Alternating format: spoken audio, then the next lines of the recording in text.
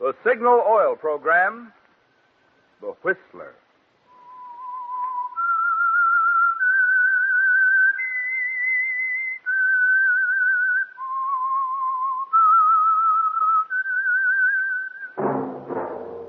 That whistle is your signal for the Signal Oil Program, The Whistler.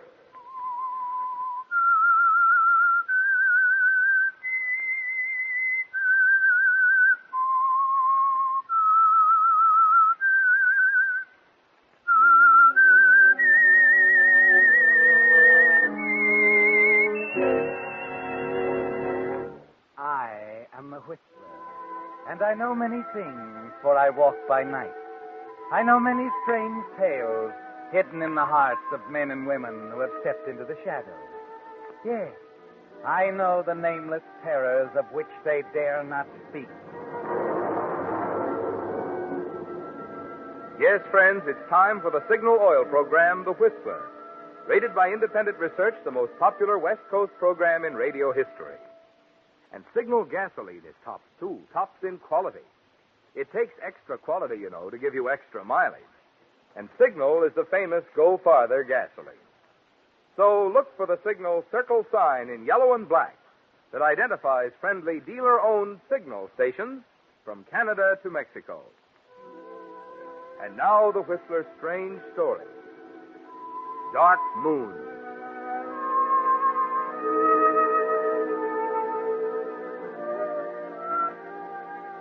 It was a miracle, the kind of miracle peculiar to a piece of Southern California acreage, where only a few years ago, a handful of men in puttees and riding breeches put their caps on backwards, grabbed their megaphones firmly, and set their cameras to grinding out an industry. Yes, it was the kind of a miracle that happens to someone almost every day in Hollywood.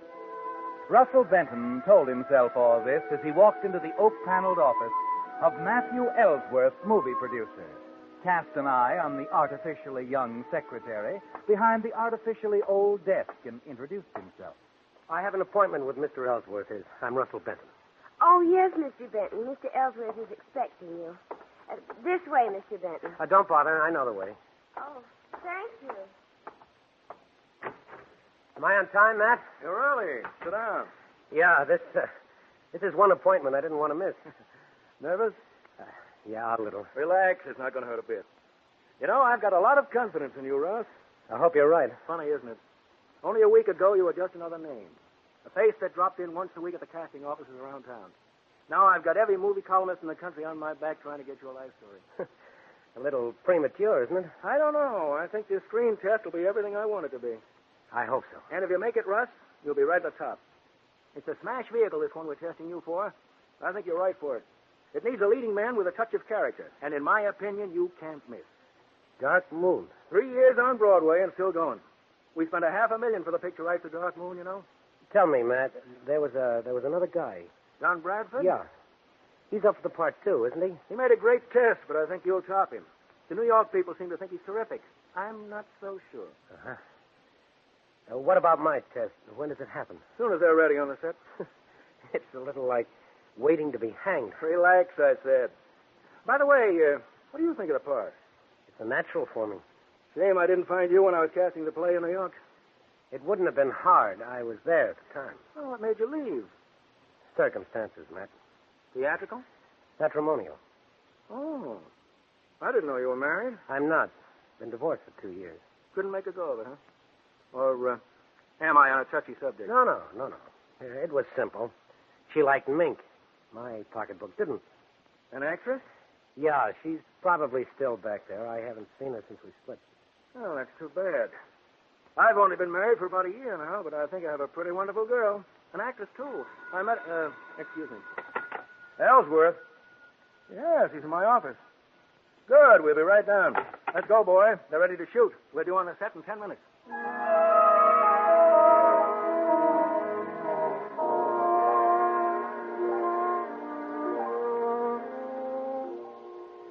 And in 10 minutes, the miracle begins to happen, Russ. As soon as you face the camera, the second Matt gives you the cue to begin, you forget about everything except the scene you're doing. Forget about Cassie and the marriage that fails. Forget the struggle, the futile hopes, and even the miracle that placed this opportunity in your lap.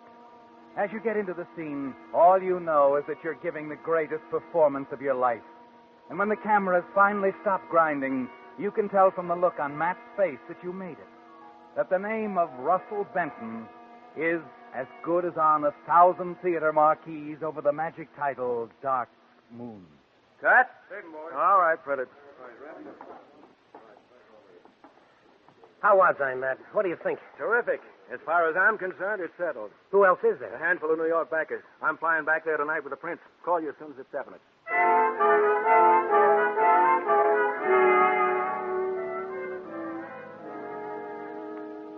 It's happening right before your eyes, Russ. The wonderful night before Christmas feeling is real, not a dream anymore. And now, with a big hurdle behind you, you know you can't miss. It's too good to keep, Russ. And early that evening, you drive over to Laura's home in Beverly Hills. She'll be proud of you now, and that's important. You want Laura to be proud. Russ, darling, I heard. I'm so happy for you. Me too. Have they said anything definite? Matt's gone to New York with the Prince. Oh, you mean about Don Bradford? Yeah.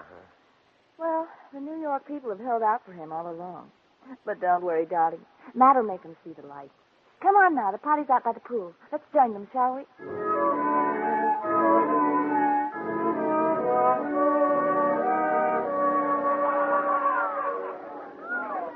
Wait a minute, Laura. I thought you said a small party. Come on, they won't bite. I'll introduce you to some of the nicer ones. Well, if you... Say, isn't that Frances Connors, the columnist? Uh-huh. Queen Frances herself. I want you to meet her. How do you do it, Laura? You'd be surprised. Now, be nice to her, darling. She can make or break any actor in Hollywood. Do I kneel down and kiss her hand? No. Just give her a captivating smile, A26, darling. The impressive one. Frances! Excuse me. Yes? Oh, Laura. Frances, I'd like you to meet Russell Benton. Frances Connors, Russ.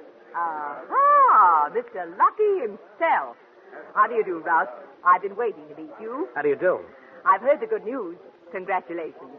It's a great story and a great part, darling. I'm all for you. Thanks. Don't let it spoil you, Russ. Go on, Francis. I love it. Well, let's have the story. What did you do up to now, Russ? Oh, the usual stock.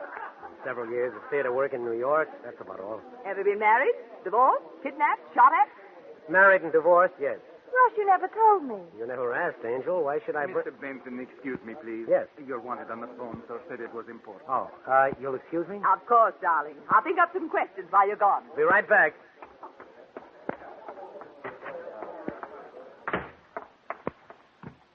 Hello?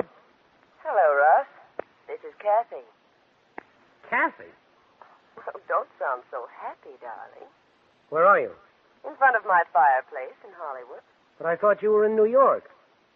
How did you know I... What made you call here? It wasn't too hard to find you, dear. What do you want? I just want to talk to you, if it isn't asking too much. Well, you better forget it. I told you once I was through, and I meant it. You're being very foolish, you know. This is business. Business? Your part in Dark Moon. Maybe I didn't make myself clear. I don't want to talk to you about that or anything else. I think you will, Russ. It's so nice. You're a success now. Matt Ellsworth seems to think so. Does he? Anything odd about that? No, I just wonder sometimes whether Mr. Ellsworth knows you as well as I do. Perhaps I ought to have a talk with him. What makes you think you could talk to Ellsworth? Well, that shouldn't be hard, darling. You see, I'm his wife.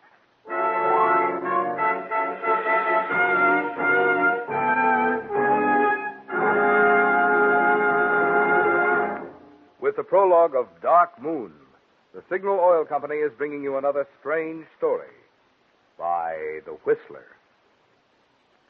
But now let's tune in on another strange story. Listen.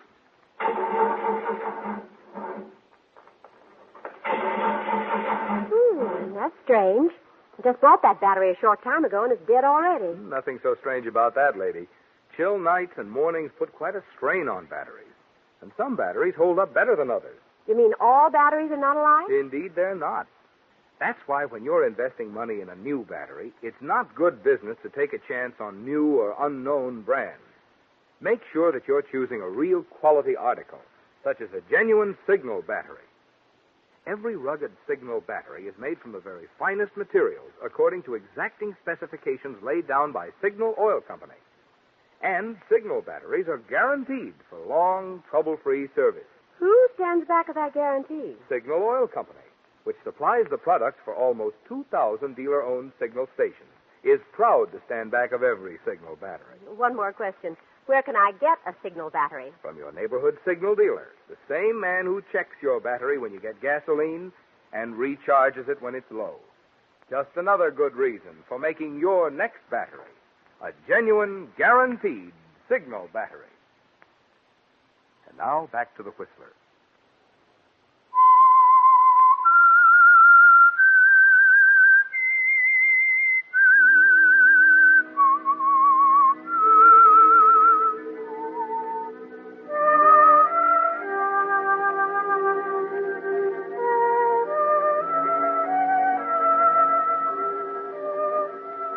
Yes, Russ. Kathy is Matt Ellsworth's wife. You stand dumbly at the telephone, her words still reverberating in your ears. Putting it together now. Matt's remark this morning about marrying some actress, the most wonderful girl in the world, he'd said. Yes, Russ, it's true. Kathy is Mrs. Matt Ellsworth. She can ruin you with a word.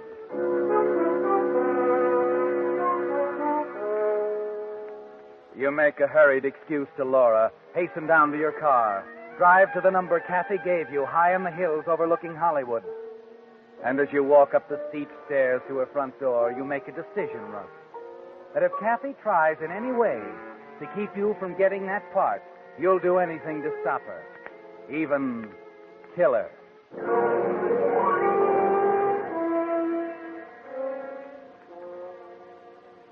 Sit down, darling. Thanks. Nice of you to come. I thought you'd change your mind. I simply wanted to find out what was on yours. Well, aren't you even going to say you're happy to see me? I'm not a hypocrite, Kathy. Just as sweet as ever, aren't you? Suppose you get to the point. Point? I don't want to stay here any longer than I have to. Well, as I told you, it's about Dark Moon. Naturally. My husband doesn't often make mistakes for us. However, I think he's making one on this picture. And I've told him so. What kind of a mistake? There's a charming young actor I've come to know very well in the past year. I think he's made to order for the lead. And the New York backers seem to agree with me. Don Bradford? Yes. I want him to have that part. Why? I told you, he's charming. He's competent. I like him. I see. I might mention that Matt doesn't seem to agree with you. At least not after my screen test this morning. Yes, that's right. So I'm afraid there's only one way to convince him. Oh? You're going to tell him you don't want the part, Russ. You've decided not to take it. What? You think I'm crazy? No, that's why I'm talking to you. I've put some high cards in front of Matt, Russ. But I haven't played the ace. What do you mean? He doesn't know we were married. There are some things I could tell him. Well, you wouldn't do that. I don't think I'll have to. Because you're going to gracefully decline in favor of Don Bradford. I think I know why you're doing this. I told you I like Don Bradford. No, it isn't that. You know as well as Matt that I'm right for this one, and this part will make me overnight. And you resent that, don't you, Kathy? Nothing could hurt you more than seeing me successful. It's not a boost for Bradford, it's a kick at me. All right, call it anything you want. But Matt gets back from New York tomorrow night at 9:30. I'll give you until 9 to make up your mind. Where can I get in touch with you? Right here. I'll be waiting. You won't disappoint me. Now, will you, darling? No, Kathy. I won't disappoint you.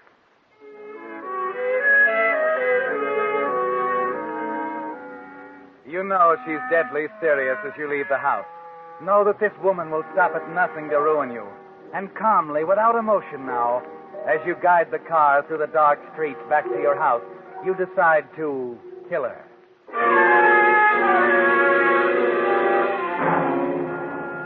It will involve a risk, a terrible risk. But you're ready to take any kind of a chance now, with destruction 24 hours away. Yes, all you can do now is improvise. Prepare in advance for the questions that are bound to come. The next morning, you call Laura. Hello? Hello, Laura. This is Russ.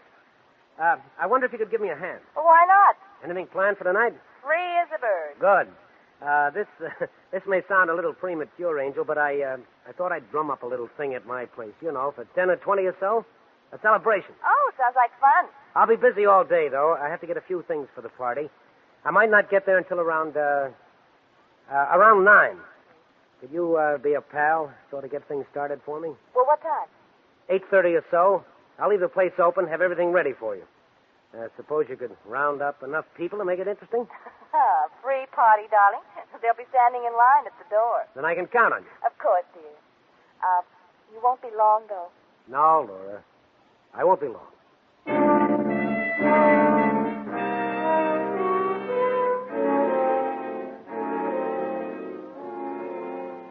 But, Russ, you mind if I admit I'm a little confused? It's very simple, Jeff.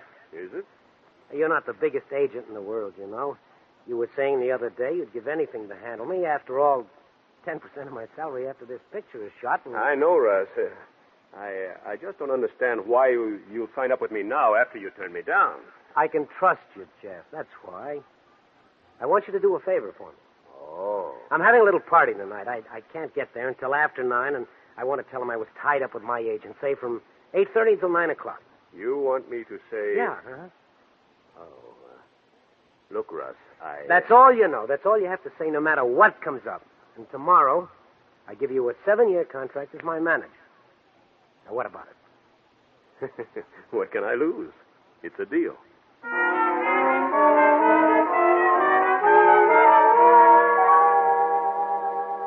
Yes, Russ, it'll be a straight story, and you can stick with it. A conference with your new agent, Jeff Harris, until 9.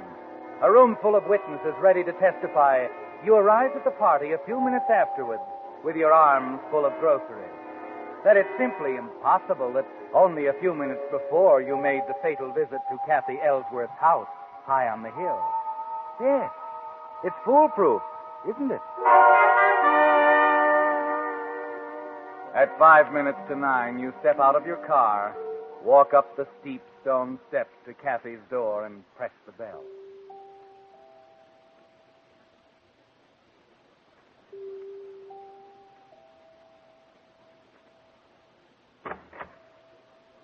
Sorry I kept you waiting, darling. I was on the phone.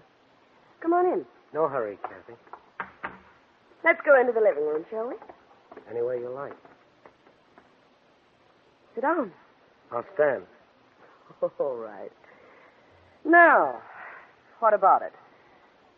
I want to make very sure of one thing, Kathy. You are going through with this? Well, of course I am. Matt will be here in half an hour, Russ. There's no way I can change your mind? I told you to wait. Too bad, Kathy. Too bad. Bust now.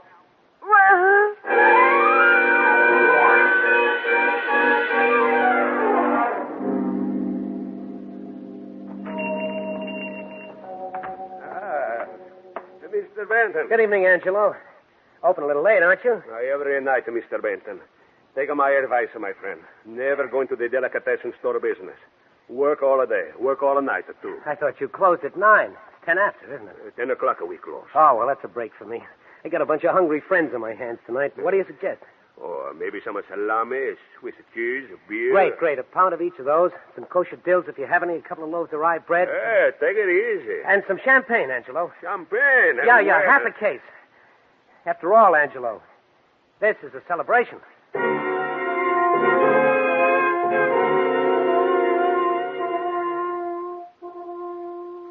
You try and shake the picture of her out of your mind as you leave the delicatessen and drive toward your house and the waiting guests. It's a grim picture, Russ. Kathy slumped limply against the overstuffed chair near the fireplace, awaiting the arrival of her husband in a matter of minutes now. A cold dread creeps over you, Russ, and the awful finality of what you've done makes you realize only now that, important as it seemed a few minutes ago, Dark Moon and the new career wasn't worth this. No, Russ. It wasn't worth murder. But there's no changing it now. You steady yourself. Take a firm grip on your nerves and the bundle of groceries and open the heavy front door of your house. Hello, Russell. Dave. Here he is, gang. Hail the conquering hero! Look, reinforcements. Oh, manna from heaven. Oh, what is it? I'm starved. Hey, take it easy. Ah, that's my boy. Give me a hand, will you, Dave? Oh, what is it? Champagne. Woo, champagne. Will I give you a hand? Here, let Uncle Dave Oh, take care be of it. gentle, old man. I don't want to christen the floor. Always get this way when I hear that magic word. Where's Laura? Out there in the wilderness somewhere. Laura! Here you are, Dave. Take care of the champagne, will you? You bet I will. Laura? Oh, Russ. You did a great job in the party. Thanks. When you're a great man, I'll be your secretary. Did you take care of everything, darling? Huh? Your business. The thing that tied you up. Oh. Oh, yes. Everything is fine. Did Matt call yet? No, not yet. When does he get in? He ought to be in now. Nervous? Yeah, a little. I don't blame you. Well, he'll be over in an hour or so. It was nice of Frances Connors to accept tonight. Is she here yet? No. Let's see, there was something Oh, yes, I knew there was something I had to tell you. Yeah. Russ, telephone. Okay, I'll take it in the den. Excuse me a minute, Laura. Yes. Yeah? Russ, Yes? this is Matt. I'm calling from the airport. What do they say, Matt? Brother, did I have a fight on my hands? We went round and round for 6 straight hours, with me talking Russ Benton while they talked Don Bradford. How'd they like my test? Great. They thought you did a great job. It's all set then? Yeah, that's why I called you, Russ. I didn't want to keep you in suspense any longer. That's nice of you, Matt. I just wanted you to know I tried my best. Tried your best. They were too much for me, kid. I'm afraid it's going to be Bradford. Bradford? As I said, they loved the test and all that, but they were set on Bradford from the Bradford? first. And after all, they're putting up most Oh, of the dough. no. Russ, hello. Hello, Russ. He couldn't have done it better with a sledgehammer, Russ. The room swims before your eyes. There's a buzzing in your ears, wiping out the sounds of the party in the next room. And you realize Matt's voice is still coming out of the receiver on the table. You pick it up, lay it in the cradle. Hello, Russ. Hello. You've committed a murder, Russ. You've killed Kathy. And for what? You stumble up to your room where you can be alone and sit smoking cigarette after cigarette while the party downstairs goes on without you. You can almost see Matt on his way now, on his way to find Kathy. You picture his car cutting through the night, winding along the tree-lined streets high over Hollywood. You can hear his steps as he walks up the brick path to the door, the key in the lock. You can see him as he walks into the living room, calling for her, puzzled. And you can see the sudden stroke of terror in his eyes as he finds the answer. You don't know how much later it is that the sound of your own doorbell downstairs snaps you out of it. And as you hurry back down, Dave is letting 2 men in. One of them is Matt. The other, a grim-faced man in a gray suit, is unquestionably a police officer. Well, Matt, welcome home. Hello, Dave. Hello, Matt. Russ, can I see you a minute? Sure. Let's go in here. You made it here in a hurry. Come straight from the airport? No, I didn't. I thought you were sore the way you hung up on me. Hung up on you? Yeah. Right after you gave me the jolt about Bradford. And it was a jolt, too, you know. That's no reason to hang up on a guy. I guess we were disconnected. Oh, I'm sorry. This is Inspector Hardin, Russ. Homicide detail. Homicide? That's right. I'd like to ask you a few questions, if you don't mind. Of course. But I don't understand. I'd like to know where you were tonight, Mr. Benton. Why? Is something wrong? It's my wife, Russ. Kathy was murdered tonight. Murdered? Why are you asking me? You didn't answer my question, Mr. Benton. Where were you all evening? Here? Why, practically. Practically? Yeah, I was tied up with Jeff Harris, my agent, until pretty late. You can check on that. And I stopped on my way here and bought some things for the party. Look, why are you asking me? We had to ask a few questions, Russ. My wife had written the name Russell on a memo pad. After it, 9 o'clock. Good Lord, Matt, I don't even know your wife. Until this moment, I didn't even know her name. What about it, Mr. Ellsworth? I'm surer now than I was before. What are you talking about, Matt? How could I? I had to do it, Russ. The inspector insisted we talk to you as a matter of routine, even though I knew it was ridiculous. It wasn't Russ here, Inspector. I think I can vouch for that. Okay. Sorry we bothered you, Mr. Benton. Matt, you don't know how this makes me feel. I know, Russ. Thanks. Come on, Hardin. We'd better get down to headquarters.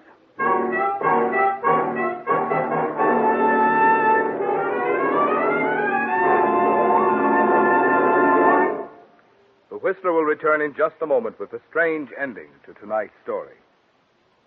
Meantime, see if you can pick the winner in this discussion. That's a smooth running motor you have there, Mary. What kind of gasoline do you use? Signal, Jim. I like the go it puts into the old buggy. Hey, that's interesting. I use Signal, too, because I like its good mileage. Mileage or performance? Which is the better yardstick of gasoline quality? Well, fact of the matter is, it takes superior performance to give you extra mileage. You see, the only way any gasoline can give you quicker starting, faster pickup, and smoother knock-free power is by helping your motor run more efficiently. And when your motor runs more efficiently, naturally you enjoy extra mileage, the thing Signal gasoline is famous for. That's why we say, to be sure of the tops in gasoline quality, there are just two things to remember. One, in gasoline, it takes extra quality to go farther. And two, Signal is the famous Go Farther gasoline. And now back to the Whistler.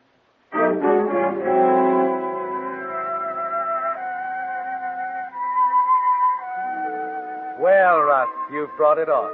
Somehow, somewhere, you found the strength to face Matt and the inspector. And as you guide them back to the front door, you know the worst is over. That in spite of that damning piece of paper with your name on it, there's still no reason for them to suspect you. Still no known connection between you and Kathy. Still no discovered motive. And even though it was futile, Russ, even though the reason for the whole terrible night vanished into thin air with Matt's telephone call, you're safe. And with Matt still on your side, there'll be a future for you somewhere.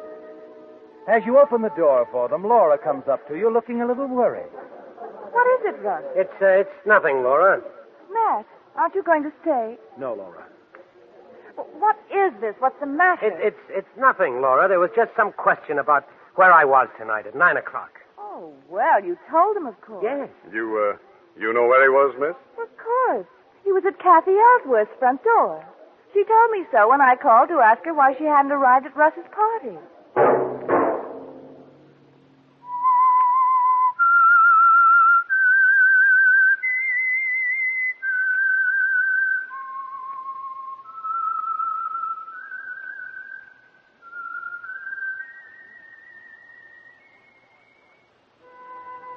Let that whistle be your signal for the Signal Oil program, The Whistler, each Wednesday night at this same time, brought to you by the Signal Oil Company, marketers of Signal gasoline and motor oil and fine quality automotive accessories.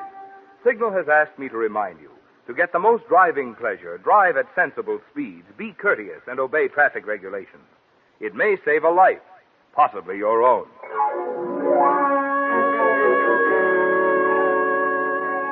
Featured in tonight's story was Frank Lovejoy. The Whistler was produced by George W. Allen with story by John W. Hart, music by Wilbur Hatch, and was transmitted to our troops overseas by the Armed Forces Radio Service. Next Wednesday, for a full hour of mystery, tune in a half hour earlier. Enjoy The Saint as well as The Whistler. Marvin Miller speaking. This is CBS, the Columbia Broadcasting System.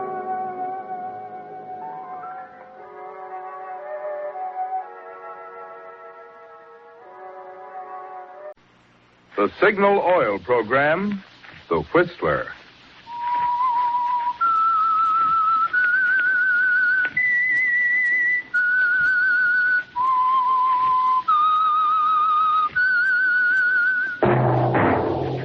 That whistle is your signal for the Signal Oil program, The Whistler.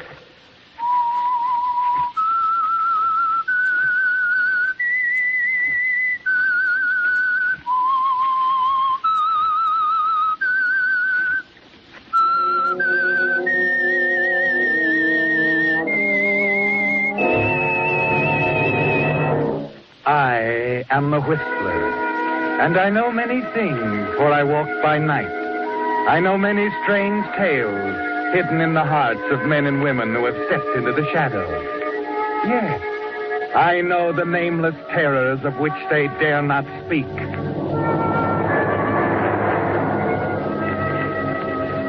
Yes, friends, it's time for the Signal Oil program, The Whistler. But first, we want to thank you, Whistler fans, for your loyalty that has now put The Whistler into top place among all programs broadcast to the Pacific Coast. Yes, according to the latest Pacific Coast Hooper ratings, The Whistler has more listeners than any other program, barring none.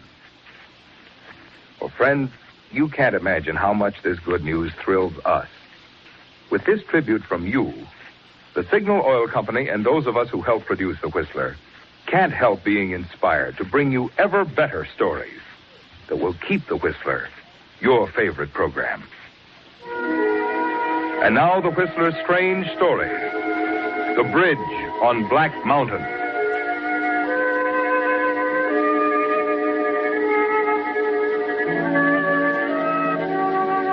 Delbert's mind wasn't on his work. But then it really didn't have to be. As assistant to the curator of the Prescott Museum, he knew his field. He'd conducted this lecture so many times during the past 15 years that it was automatic, like the chimes on an intricate Swiss clock. At 3 o'clock, a lever clicked over somewhere in his mind. There were a few preliminary buzzes and the chimes began. They weren't really chimes, of course. They were Delbert's comments to the visitors assembled in the museum's tiny lecture room. And so much for the musket and the pilgrim room.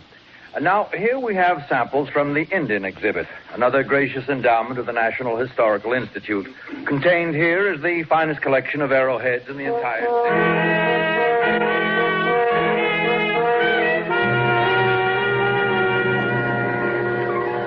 state. The Egyptian exhibit came next. Then the Aztec and Maya relics, followed immediately by the Incas, Araucanians, and Patagonians. But Delbert's mind was elsewhere. As he talked and looked at his audience, he was in a kind of daydream. There was beautiful music. There was a dance floor surrounded by tables with waiters in starched white jackets. And across from him, she was sitting, almost ethereal in a filmy organdy dress. This is so thrilling, Delbert. I never dreamed anything could be so wonderful. It's shabby, Miss Francis, compared to you. Please, Delbert. Not Miss Francis anymore. Louise. Louise. Oh, I'm so proud of you, Delbert. Oh, it was nothing at all. You're curator now. Curator of the Prescott Museum. And more than that, Louise, I'm free now. Free to say something that's been on my mind ever since the day I first laid eyes on you. Oh, Delbert. I love you, Louise, above anything else in life. I've hoped, I've dreamed that someday, somehow... You don't have to say it, Delbert. Will you? Would you? Yes, Delbert. Yes.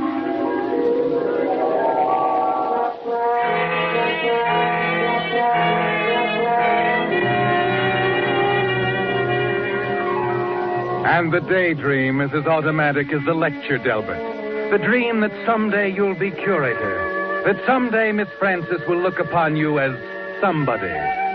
It's been that way ever since the day she came to work as secretary to the curator, Dr. Prescott.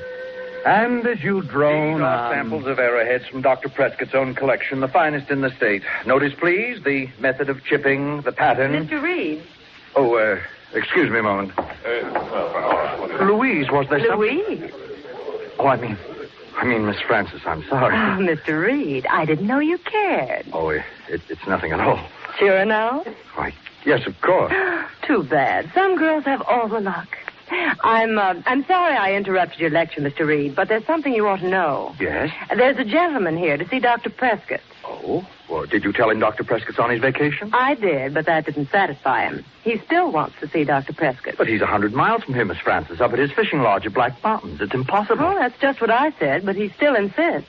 Who is he? Gorman. Mr. Carl Gorman of the National Historical Institute. Oh, good heavens. I thought I'd better ask Frank Spiegel to drive up to Dr. Prescott's cabin and bring him back. That's a good idea. The doctor doesn't have a telephone. And Mr. Gorman is pretty impatient. He wants me to haul out the papers. Papers?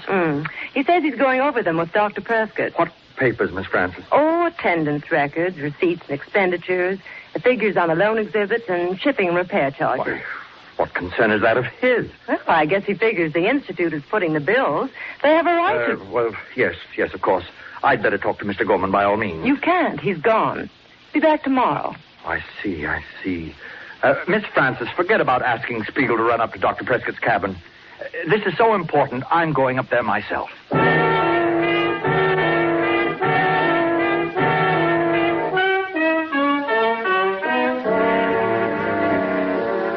It's 3 hours to the cabin from town, Delbert. The last 10 miles on a winding one-way road up Black Mountain. And every foot of the way you can hear the world falling down around your ears. Your hopes for the curatorship of the museum. Your love for Miss Francis. Everything. You tell yourself that somehow Dr. Prescott will understand. Keep thinking of the little kindnesses you've done for him over the years. The time you loaned him your car. The trees you chopped down for him on the narrow road up to the cabin. The rickety bridge just before you get there. The one you helped him repair just last summer. Perhaps he'll remember these things, Delbert. Perhaps now that you're faced with destruction, with the loss of the career you've been 15 years building, Dr. Prescott will remember and understand. You watch the doctor carefully as the two of you sit face to face across the table in the rustic room over a cup of coffee. So Gorman's after us at last. Well, it's a horrible thought, but I guess I'll have to drive down and see him. It would seem so, sir. Oh, blasted nuisance. The Institute on our trail wanting us to account for every penny of their blood money. Delbert, museums should be run by taxes, same as battleships and sewers. You're absolutely right, Dr. Prescott. Link up, Delbert. We'll go and see the man. Oh, Dr. Prescott, there's something you really should know before you see Mr. Gorman. I think I know what you mean, Delbert. No, I'm afraid you don't, sir. It's about certain expenditures during the past year, the loan exhibits. As you know, I've handled them. Yes, Delbert. I think I've done a pretty good job, sir, but, in going over the papers the other day, I noticed a shipping bill, the Kansas City exhibit. It's a bit high. I see. You'll run across it with Mr. Gorman, I know. It's perhaps, $50 more than it should have been. I'm glad you told me, Delbert. Because, you see, it saves me telling you. It's an ugly job firing a man who's been a good employee for 15 years. I don't understand. Of course you do. You padded the Kansas City bill by $147.16. The Chicago freight charges were $72.08 more than they should have been. There are a dozen others. Dr. Prescott, You needn't explain, Delbert. I have a complete file on the whole matter in my safe at the museum. You must know I plan to let you go as soon as I return from my vacation. I'm sorry, Delbert. Excuse me a moment now. I'll get my coat.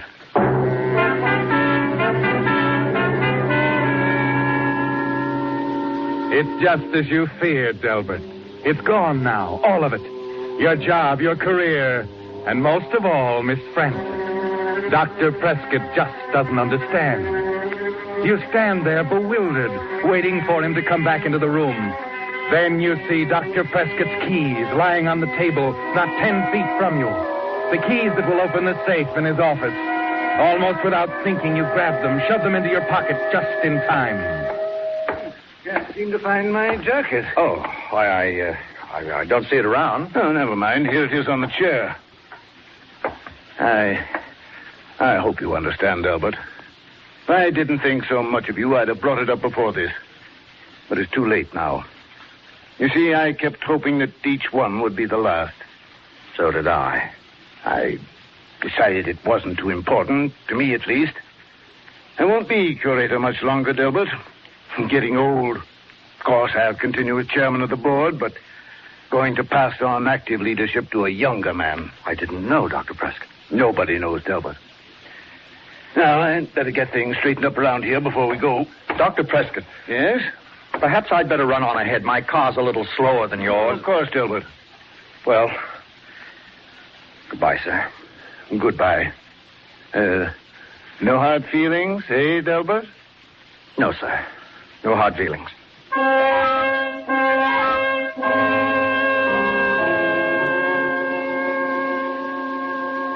There's a numbness inside you as you close the cabin door, walk through the damp darkness to your car, and drive away through the tall, dark pines near the cottage. You wish Dr. Prescott weren't such a fine man, because you know that you'll never stand by and let him expose you without fighting back somehow. And as the wheels of your car rumble out across the flimsy bridge, spanning the ravine below the cabin, it comes to you. On each side of the bridge, there's a kingpin joining the two main supports. On the far side of the bridge, you bring your car to a stop. Look under the seat until you find a heavy wrench. It takes only a few seconds to climb down and out along the supporting timbers you yourself helped put in. And as you start working at the kingpin joining the two main supports, Dr. Prescott's words come to you over and over again with each turn of the wrench. No hard feelings, eh, Delbert? No hard feelings, eh, Delbert? No hard feelings, eh, Delbert? There. No, Dr. Prescott. No hard feelings at all.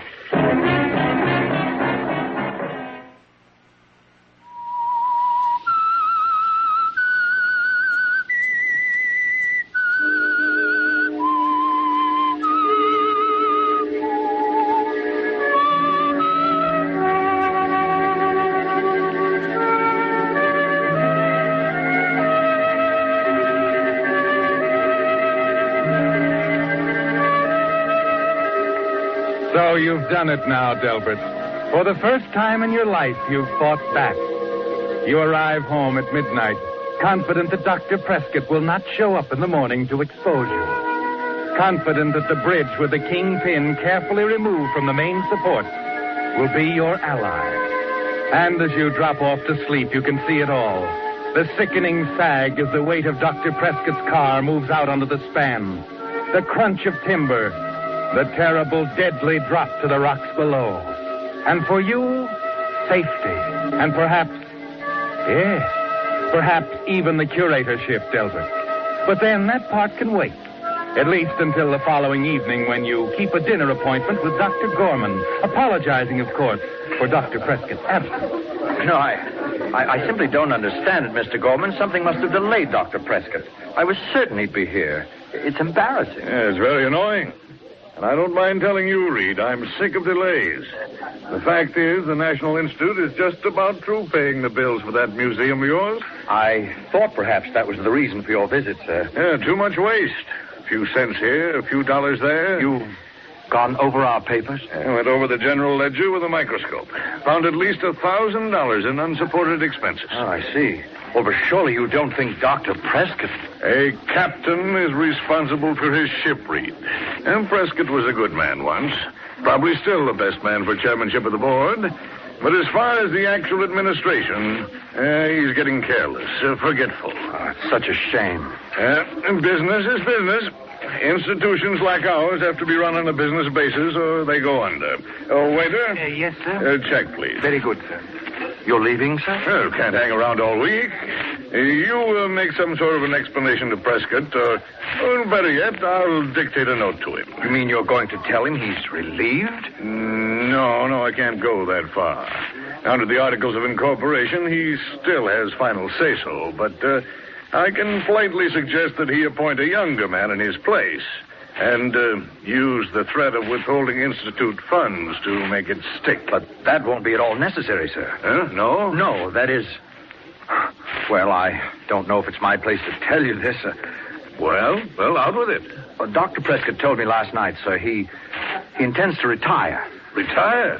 Well, good Lord, man. Why didn't you say so sooner? Well, I suppose it was modesty in a way, Mr. Gorman. You see, he asked me to succeed him as curator.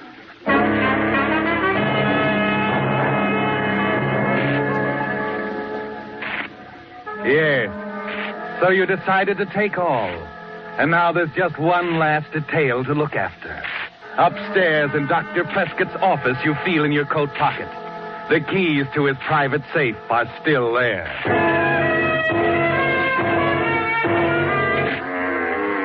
And inside the safe, you find a dozen neatly typed sheets The full record of the unsupported expense items Mr. Gorman had mentioned. The papers poor Dr. Prescott had prepared as a basis for your dismissal. At least he's been decent about one thing, Delbert. Your name was not mentioned, but the facts were all there. You scratch a match, start toward the fireplace, crumple a newspaper, throw it in, and then... Hello, Delbert. Sorry to butt in, old boy. But... Looking for someone, Spiegel? Don't look so glum, Del. I just came up to congratulate you. It was supposed to be confidential. I've got near to every keyhole. Bet you were surprised. Well, it did sweep me off my feet. That makes two of us. What? Yeah. Knocked me over, too. You see, Prescott told me only yesterday that I was set up for the job of curator. You must be mistaken, Frank. I once wrote a thesis on the human memory, Delbert. But you're too young, Frank. That's why he picked me. Said we needed some young blood around here. But Frank, surely... Frank, you've made this all up, haven't you? Out of the whole cloth. You've had the Never mind bad that now. taste. All I know is that Prescott told me a different story, and I'm curious about the reason. That's why I'm going home and get my car and drive up to his cabin right now. But he isn't there. He's on his way down. Maybe.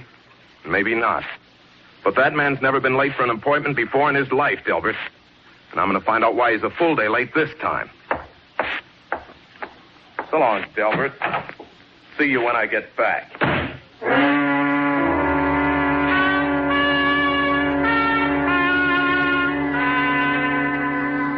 It's quite a shock, Delbert, to be confronted with the end of the world twice in 24 hours. It's clear now, isn't it? It'll be your word against Frank Spiegel's. And you're not a gambler, Delbert. You glance down at the sheaf of paper still in your hand, pause a moment, and then move quickly to the typewriter.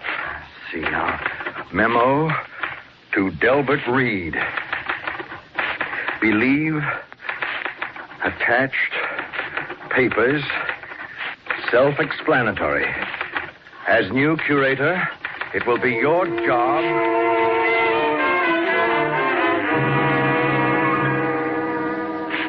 An inter-office memo, Delbert.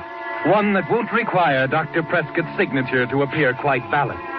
You finish, fold it, and attach it to the other papers. The record of your trivial thefts on which Prescott so decently neglected to put your name. 10 minutes later, you walk in the back entrance of Frank Spiegel's apartment a block away.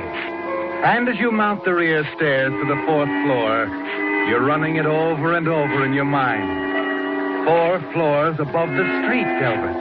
That's over 40 feet from Spiegel's window to the pavement. It should be enough. Wow, Delbert. I thought you'd show up. Decided to go along with me, huh? Well, no, Frank. I merely want you to see something before you leave. Huh? What's that? A few papers. Here in my briefcase. There's a note here. I think it explains... here we are. Let me see. Oh, yes. Memo from Prescott, huh? To Delbert Reed. Believe attached papers self-explanatory. As he turns toward the light to read the memo, you take Dr. Prescott's heavy onyx paperweight out of your side pocket. Slowly raise your arm. Hey, what the deuce? We must both see that Spiegel...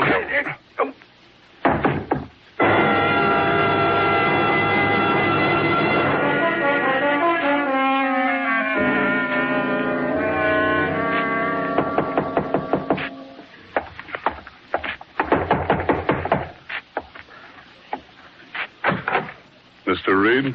Yes? Joe Hannigan, Police Department. Police? Yeah. Mind if I come in? Why, no, not at all. Sure clobbery weather tonight, Mr. Reed. Bad for accidents. You mean there's been an accident? Just a second. I got some notes here. Yeah, now let's see. Spiegel. Frank Spiegel. Frank, what happened? You don't mean... I don't generally work this late for nothing, Mr. Reed. He's been hurt? He's dead. Good heavens, how did he... He took a nosedive from the window of his apartment. What, Frank? Why, I can't believe it. Let's see now. At 9:25, you were alone in Dr. Prescott's office. 9:45, Spiegel goes into the building. That's right. He came to see me, Mr. Hannigan. Uh-huh. That's what the nosy old biddy across the street figured. Well, then right after that, Spiegel leaves the building and walks toward his house. Now. Yes? What did you two talk about, Mr. Reed? Frank and I? Uh-huh. Well, I don't think it... Oh, we just talked. All right. If it's personal, suppose I tell you. It was about his sticky fingers, wasn't it? Well, I don't think it's up to me. But it is. Go on. Well, Mr. Hannigan, I just couldn't understand how any man could be so mean and small and petty as Frank. I was shocked. That's what I thought. I found the papers in his apartment. He'd lifted $20 here, $40 there. That it? None of us ever suspected that until the audits were made. Mm-hmm. How do you suppose Spiegel got hold of those papers? Oh, I gave them to him, Mr. Hannigan. You may as well know it now. I decided the fair thing was to give him all the facts and let him have a chance to defend himself. Mm-hmm. Very decent of you. How did you get them? They were in Dr. Prescott's briefcase. I see. According to Miss Francis, his briefcase is kept in the safe. You've talked to Miss Francis? That's right. She told me that briefcase is always kept in Prescott's private safe. Well, yes. How did they get out of the safe this time? What?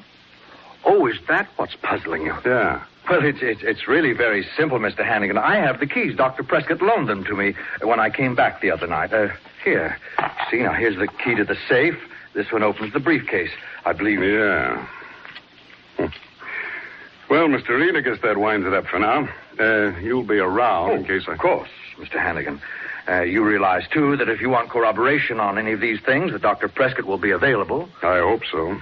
I understand from Miss Francis that he's taking his time about coming back to town. Oh, but he'll be here, Mr. Hannigan. I'm sure of it. You can always count on Dr. Prescott.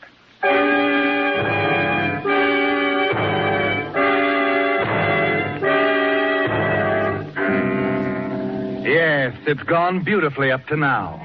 But there's still one thing that can destroy you, Delbert. Still one terrible question. And the answer lies at the bridge on Black Mountain.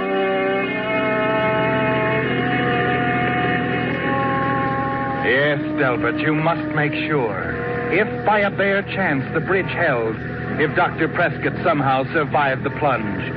But you try not to think of that now as you guide your car again up the narrow dirt road to the doctor's cabin. You're close now, Delbert. The bridge is just around the next turn. Hey, you! Stop!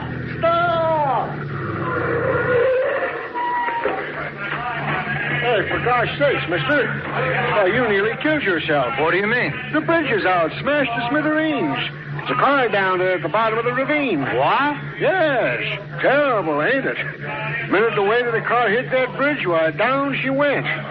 Guess you may as well turn right around, mister. There's no getting up to the top of that mountain tonight. Was it something important? Important? Well, yes, I suppose I thought it was, but... Well, then if the bridge is out, I guess that settles it, doesn't it?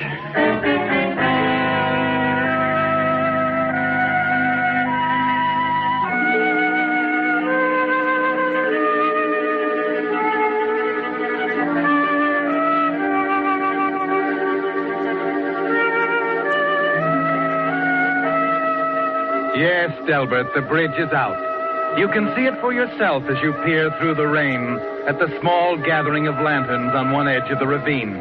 As you note in the dim flickering the tangled mass of broken planks and beams. And as you move up to the little group at the brink to look down at the smashed car and the storm-swelled torrent far below, you know for certain that the bridge on Black Mountain has done its job. That Dr. Prescott, poor man, is happily out of the way.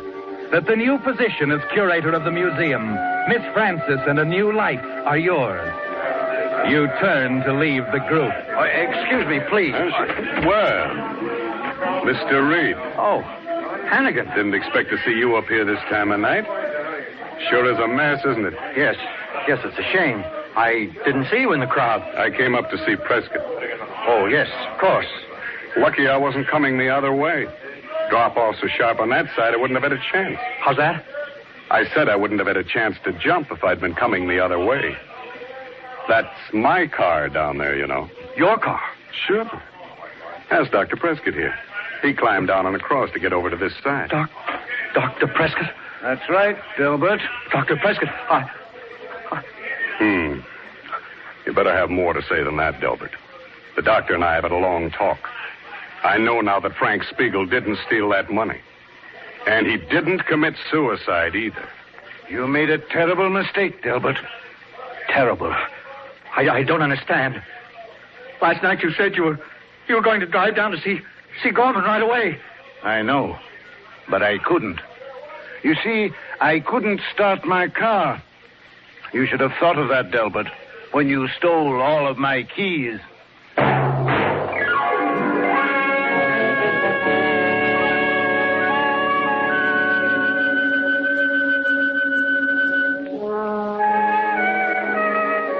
Featured in tonight's story was Joseph Kearns. The Whistler was produced by George W. Allen with story by Robert Eisenbach and Jackson Gillis, music by Wilbur Hatch, and was transmitted to our troops overseas by the Armed Forces Radio Service. This is Marvin Miller speaking. This is CBS, the Columbia Broadcasting System. The Signal Oil Program, The Whistler.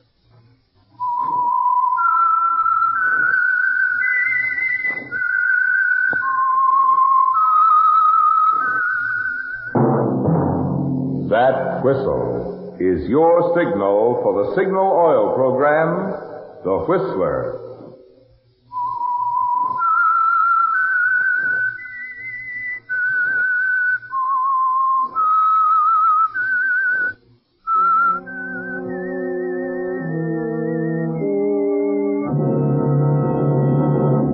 I am the Whistler, and I know many things, for I walk by night.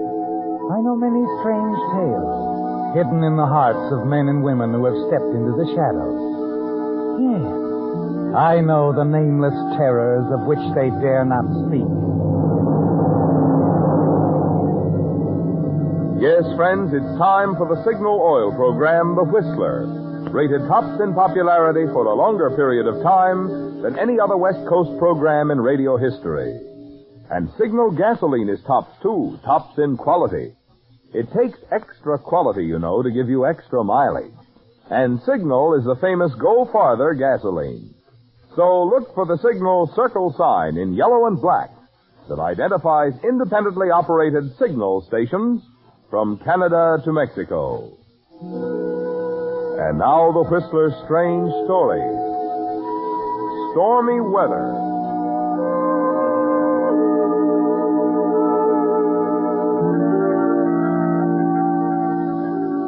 As Kitty Gabron stood at the window of her husband's office, 19 floors above the street, she could have seen the black edge of cloud on the horizon. But Kitty wasn't looking for a storm. No, for at this moment she was as happy as she could ever be. Forgotten were the one-night stands, the dirty dressing rooms, the cheap hotels and long hours of rehearsal. All that remained of those 7 years she'd spent as an actress, with the grace, the poise that she'd learned so well, the ways of talking, looking, and walking that had first attracted Dr. Rims Gabron. Yes, something good had come out of those bitter years, a home, security, and love.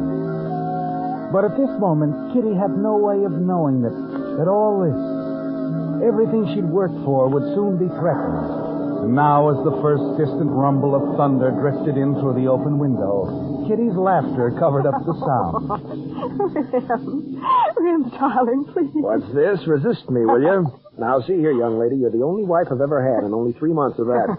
And you'll have to expect to be kissed every time you come into my office. What will Miss Anderson say if she happens to open the door? What every good nurse should say when she catches the doctor kissing his wife. Nothing. You told me yourself doctors have to be respectable to stay in business. Come here. Oh, Rim. Rim, darling, I do love you so very much. I don't think I ever really lived until I found you, Kitty. Such a charming liar. You never needed me at all, really. You've always had your work. Work? My patience has been in jeopardy ever since I first met you. Why, Oh, excuse me, Doctor. Mr. Gunther's here. Oh, fine. In a minute, Miss Anderson. No. Doctor will see Mr. Gunther right now. All right. That's what I get for having an office in the Star-Times building. Right across from the city editor, and he always has a headache. And you're the best brain surgeon in the world. You take good care of Mr. Gunther. Bye, darling. Bye. Hiya, Doc. Say, I got that headache again, and... Oh, excuse me, Hello, Mrs. Gabron. Didn't know you were here. I was just leaving, Mr. Gunther. Well, don't rush off on my account. Hello, Gunther. What are you doing here, Niles? Your secretary said you stepped across the hall, so I trailed over. Why don't you introduce me, Gunther? You used to introduce me to all your friends. This is Niles Keating, Dr. and Mrs. Gabron. How do you do? I am particularly interested in meeting Mrs. Gabron. What? Now, see here, Niles, this is downright impolite. Sure, but then I never made much copy as a gentleman. Dr. and Mrs. Gabron, I must apologize. Niles is a former business acquaintance of mine, and And now he's a rum hound who can't get a job on any paper in the country. I beg your pardon, Doctor. Mrs. Gabron, I was rude. Now that everyone's unbearably uncomfortable, I'll leave. I'll wait in your office, Constance. Don't bother. Suit yourself. I'm terribly sorry. Mrs. Gabron, I had no idea. That's quite all right. Forget it, Gunther. I think I'll run along, Rims. I'll see you at dinner. All right, darling. Bye, Mrs. Gabron. Oh, Kitty. Yes? Be careful driving home. Looks like we're in for a bit of stormy weather. Yes. Yes, it does.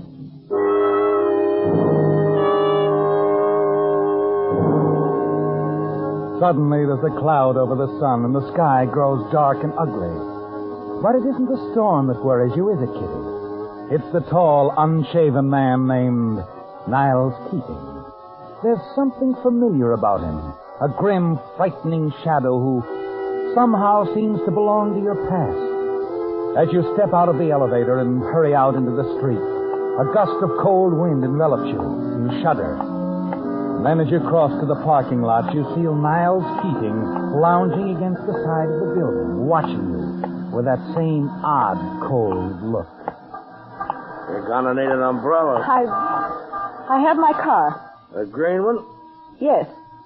I had one like that once. Now I walk. Can I drop you off anywhere, Mr. Keating? I remember when you didn't have a car. Oh? We've met before? Not exactly. We, had a mutual friend. A guy you knew before you met the doc. Your name was Kitty James then, wasn't it? Before I was married, yes. Before you had a nice, shiny new car like this one. Yeah. It's real classy. Smooth lines. It's, just the kind of a car for a doll like you, Kitty. You've been drinking, Mr. Keating. Sure. I've been doing it for 5 years. What do you want of me? Maybe we could do a little talking? About what? Well, I could give you a thumbnail sketch of myself as a starter. Niles Keating. Used to be a pretty big name in the business. Good job, nice apartment, nice friends. You know where I live now? No, but I'm Room over a garage. I dug up the wrong story one day, 5 years ago. Reporter shouldn't do that. Wash me up fast. You know what I've been doing since? Really, Mr. Keating? Working. Covering all kinds of stories. None of them ever written up, mind you, but I've been on the job every day. Every day looking for one story that would put me back in the business. I'm sure you'll find it. I have, Kitty. I have found it. That's fine, but I'm not interested. It's about one of those successful people who used to come around to see me. A guy named Tim Brady. Tim Brady? Remember him? No. Oh, cut it out, sweetheart. Cut it out. Come on, let's ease into your little green wagon and go for a ride. Maybe you'll buy me a drink, huh? You pick a place. Okay, I'll pick.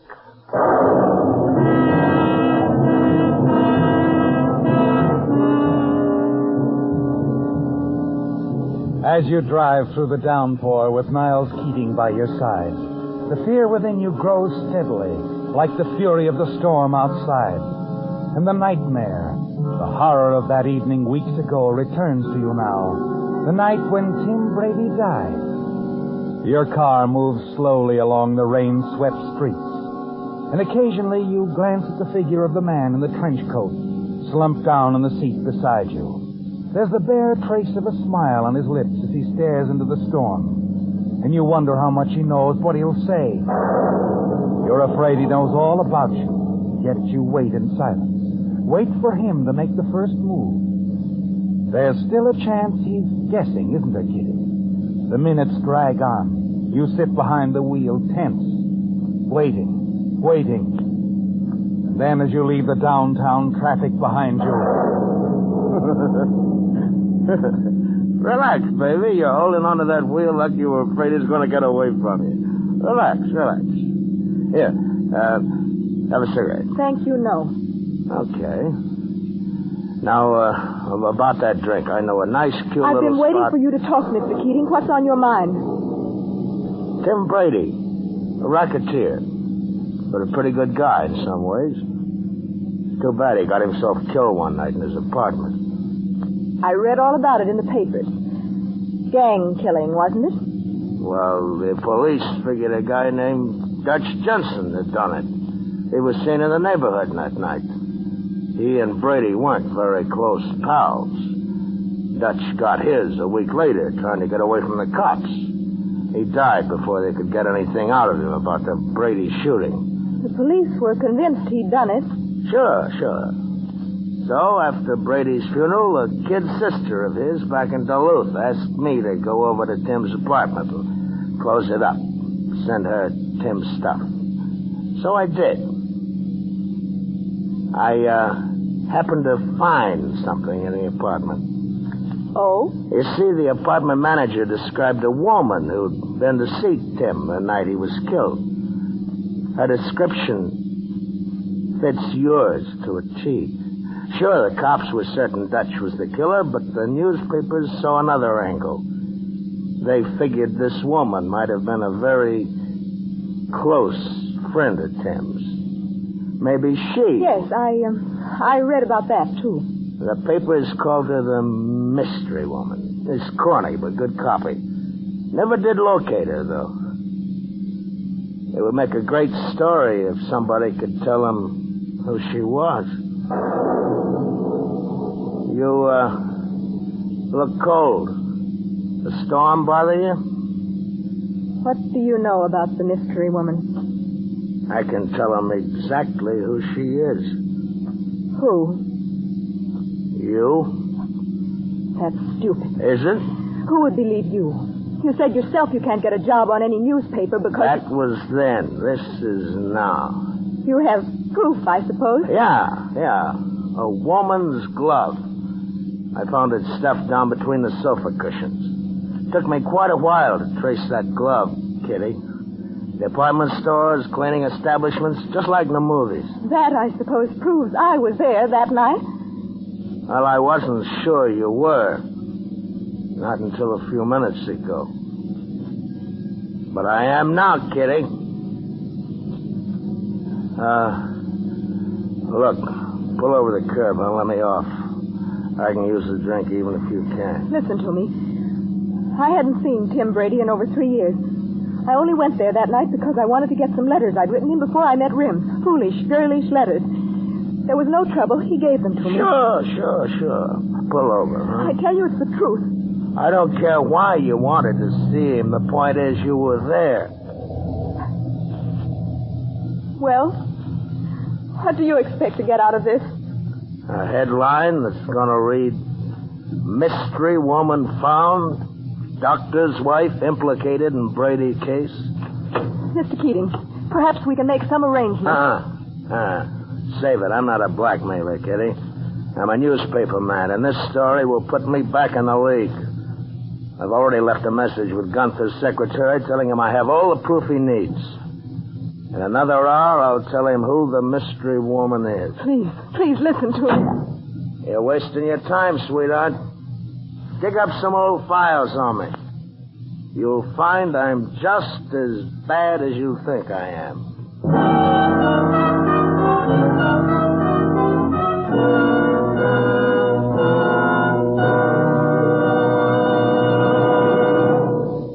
the prologue of Stormy Weather, the Signal Oil Company brings you another strange story by The Whistler.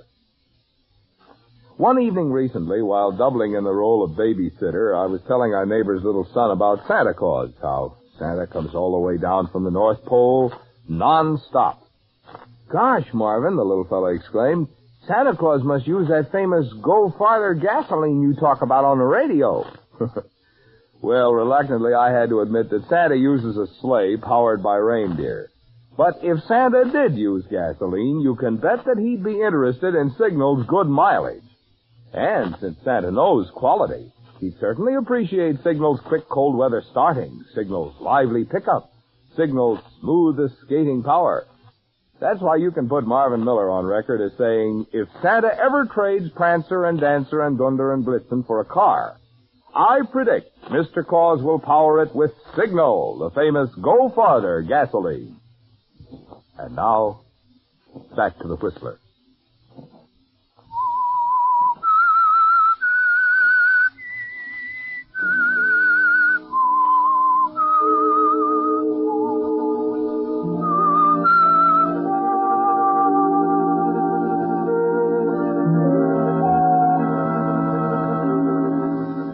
So the one-time cracked newspaper man, Niles Keating, has stepped into your life, Kitty. And suddenly, everything that was so sure, so certain, has vanished. He knows that you're the much-sought-after mystery woman in the Brady killing. And soon the whole story will appear on the front pages of every newspaper in the country. As you watch him walk away from your car, half stumble along the rain-swept street, you know this means the end of everything you've wanted and worked for. But there's still a chance you can make him stop the story, plead with him. And then as you open your car door, you hear the screech of brakes. Look out! And look up in time to see a car bear down on him.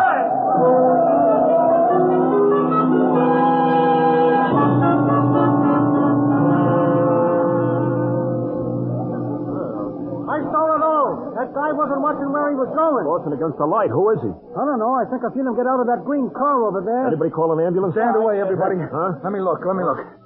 Mister. Hey, this guy's hurt bad. Real bad. Yeah, he sure is. Look at him. He stepped right in front of my car, I tell you. We've seen it, Mac. Is he a friend of yours, lady? No. I never saw him before in my life.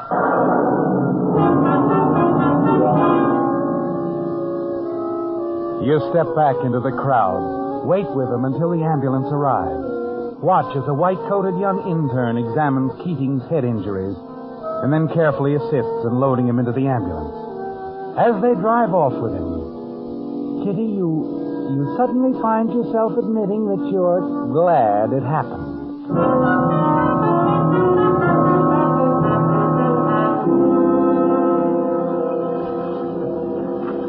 Oh, Miss Gabron. I thought you'd never get home. Goodness, I hope you didn't get soaked. I'm sorry I'm late, Hilda. I was delayed. I was just getting ready to leave you a note, ma'am. You may go now if you wish. Oh, thank you, Miss Gabron. Dinner's all cooked. All you have to do is warm up.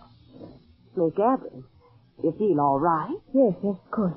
You look so pale. I'm just tired, Hilda. Oh, can I fix you something before I go? A cup of hot tea? No, thanks. Sure? I'll be fine. I'll rest until the doctor comes home. You run along now. Mm-hmm. All right, then. See you in the morning, Miss Gabron. Goodbye, Hilda. Bye.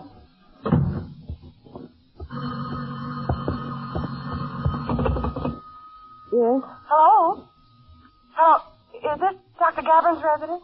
Yes, this is Mrs. Gabron speaking. Oh, Mrs. Gabron, I didn't recognize your voice. This is Miss Anderson at the doctor's office. Yes? Could I speak to the doctor, please?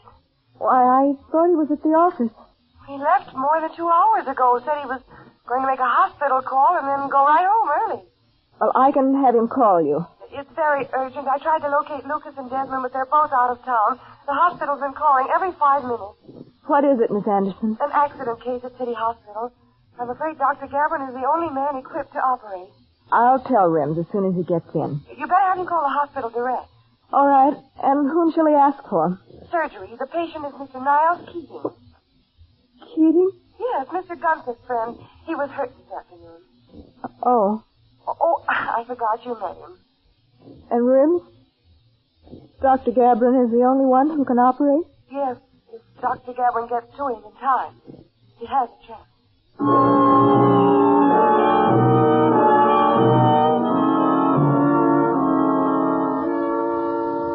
It's almost more than you can bear, isn't it, Kitty?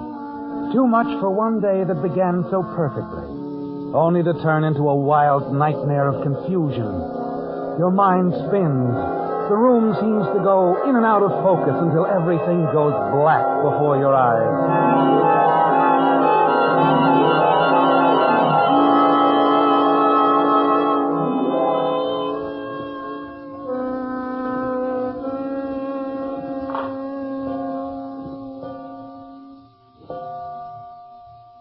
Kitty.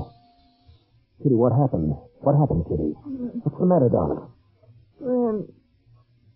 Oh, Rim, it is you. Yes, darling. What happened? I guess I fainted. Oh, Rim. Hold me, darling. Hold me tight. Of course. Never let me go, never. Of course not. Oh, Rim. Oh, poor darling. I don't look after you the way I should. Just hold me. I'm so frightened. Now, there's nothing to be frightened about, and there's no reason you should be trembling. I'm such a fool. It was so silly of me to faint. I came home and had a slight hit. I'll take care of that in a minute, darling. I'm always so busy taking care of other people, I forgot the most important one. From now on, darling, I'm spending a lot more time with you. Here you are, Kitty. Rim's what? No, you just take this and that'll calm you. But Go on, doctor's orders. Oh, all right. Here, I'll take the glass. You just sit back and relax. Oh, Rim, I love you so much. I love you too, Kitty.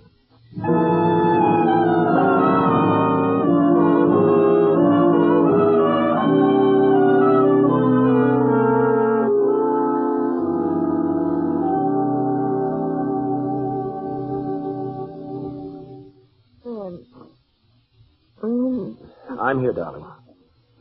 You feeling better? Oh, I must have fallen asleep. That was a sedative I gave you. You dropped right off. Rims. Kitty, what's the matter? How long have I been asleep? About 2 hours. 2 hours? No, sit back. Rims, wait. Don't say anything now, honey. Just relax. Like the fire? Oh, yes, it's nice, but It's scoring out on us if I don't get some more wood. I'll have to go back to the shed. Be right back. Rims, wait. Seems we have a caller. I'll answer it. No, don't trouble, Kitty. I don't want you to No, move. I feel fine, Rims, really. You get the wood. I'll answer the door. Well, all right. You wait, Kitty, making sure that your husband is outside the house before you go to the door. But as you open it, the dark, heavy figure in the shiny raincoat glances at you accusingly. It's Gunther, the city editor, and you wonder how much he knows. Hello, Mrs. Gabrin. Hello. Sorry I didn't answer right away. I was sleeping. Oh, this has been quite a night for me. Been running all over town looking for your husband. I phoned here several times, but I kept getting a busy signal. Oh? Is he here? No. Well, guess my trip was for nothing then. Is there anything I can do for you? It's about Keating. Hospital phoned you, I guess. They tell me Dr. Gabrin's the only one that can do the job. Yes, that's what Miss Anderson said. You any idea where he could be? No. Seems funny. Darn funny. You're very concerned for Mr. Keating? Well, he worked for me once. We never got along, but he's a good newspaper man. That's what he said. When? Oh, I mean, that's what I gathered. Well, Keating came to me a couple of days ago about a story. Said he found the mystery woman, the Brady case, you know. I told him I'd have to have proof, and he said he'd get it. Apparently he did. Then this accident happens. And you haven't got your story? None of it. Well, if the doctor comes in, you'll let him know what's what. Naturally. Keating will die if he isn't operated on soon, Mrs. Gabrin. Well, goodbye.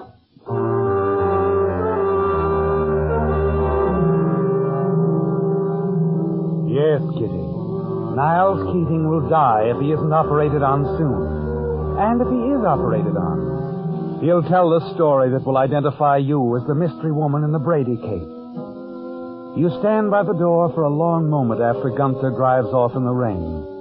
And then, when you turn around, you're looking into the quiet, questioning eyes of your husband. You can tell him the truth now, Kitty, or you can let Niles Keating die, and your secret will die with him. Who was that at the door, Kitty? It was just a man. He had the wrong address.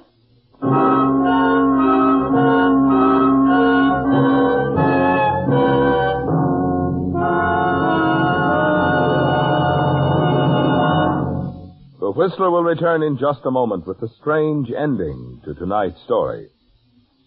Meantime, a reminder about a faithful friend who I'll bet you've left off your Christmas list, your car. Christmas, you know, is really a swell excuse to give the faithful chariot some of those things it's been needing. Things that pay you back later in extra driving pleasure. What's more, your signal dealer has just what Santa ordered.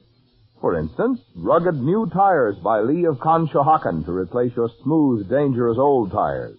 Powerful new Signal Deluxe batteries guaranteed for a full 30 months on a service basis. Or how about a set of new Champion spark plugs for quicker cold weather starting and more pep? These are just a few of the useful, practical items for your car that you'll find at your Signal dealers. You see, Signal service stations are much more than just headquarters for the famous Go Farther gasoline. In addition, each Signal dealer carries a complete line of fine quality automotive accessories to help your car run better, look better, and last longer. And now back to the Whistler.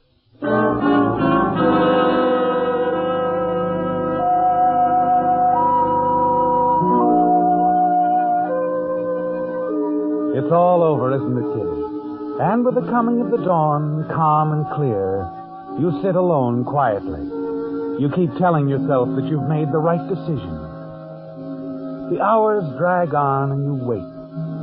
Then a door opens quietly. Footsteps move past, white-clad figures. And suddenly Rims is standing by your side. Come on in, Kitty. He's out of it now. He's all right? Yes. Yes, he's fine. Oh, Rib. Steady, darling.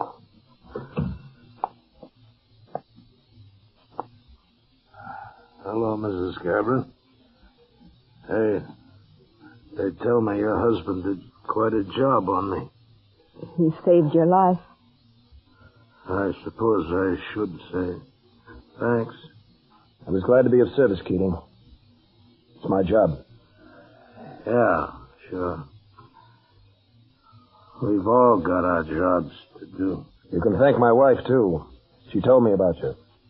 She drove me here in time to operate. I'm still a reporter, Doc. My job is to get news, not censor it. On the way over here, she also told me all about the Brady Affair. The story you're going to print. Does that surprise you, Keating? Let's say I didn't expect her to do it, Doc. I've always told Rims everything. Sorry I didn't tell him about Brady long ago. If you were innocent, well, why didn't you? Because I was afraid he might not believe me. I'm sure your readers wouldn't. Uh-huh. Tim had just given me the letters when the doorbell rang. He told me to wait in the kitchen while he answered it. And then there was a shot. I got panicky and ran out the back way. And the next morning I read that Tim was dead. Naturally, you'd say something like that. I believe what she says, Keating. You see, I know Kitty. And I've read the letters. Hello, Doc. Say, I heard Keating's came around. Yes, Gunther, but he can't be disturbed until tomorrow. Yeah, I know, but I got to get a story. Only take a minute. Now, wait a minute. You can't see him. Come on, Niles. The mystery woman, who is she? You know, Gunther, the Doc and I were just discussing that. What? Funny thing. When that car hit me, I got an awful wallop. I can't seem to remember a thing, Gunther. Amnesia, I guess. Too bad, huh?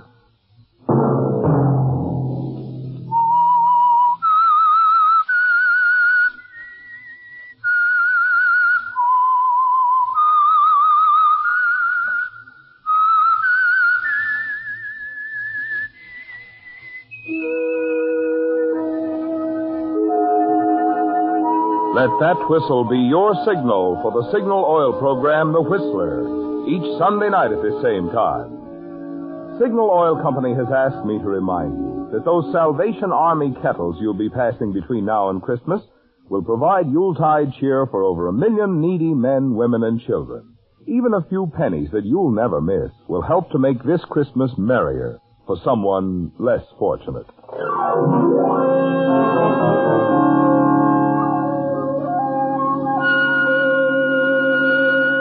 Featured in tonight's story were Lorette Philbrandt, William Conrad, and David Ellis. The Whistler was produced and directed by George W. Allen, with story by E. Jack Newman and music by Wilbur Hatch, and was transmitted to our troops overseas by the Armed Forces Radio Service. Remember, at the same time next Sunday, another strange tale by The Whistler. Marvin Miller speaking. This is CBS, the Columbia Broadcasting System.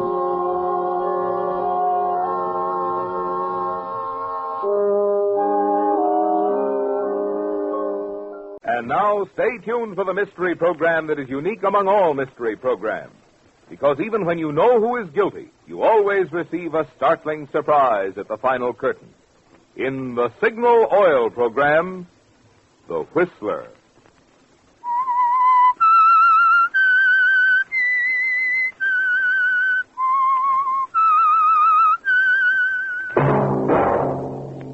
Signal, the famous Go Farther gasoline, invites you to sit back and enjoy another strange story by The Whistler.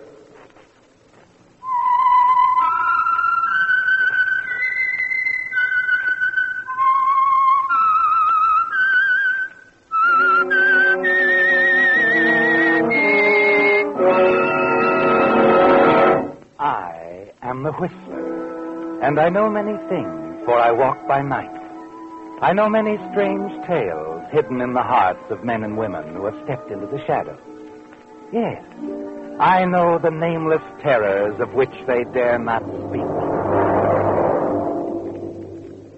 And now for the Signal Oil Company, The Whistler's strange story. Man in the Storm.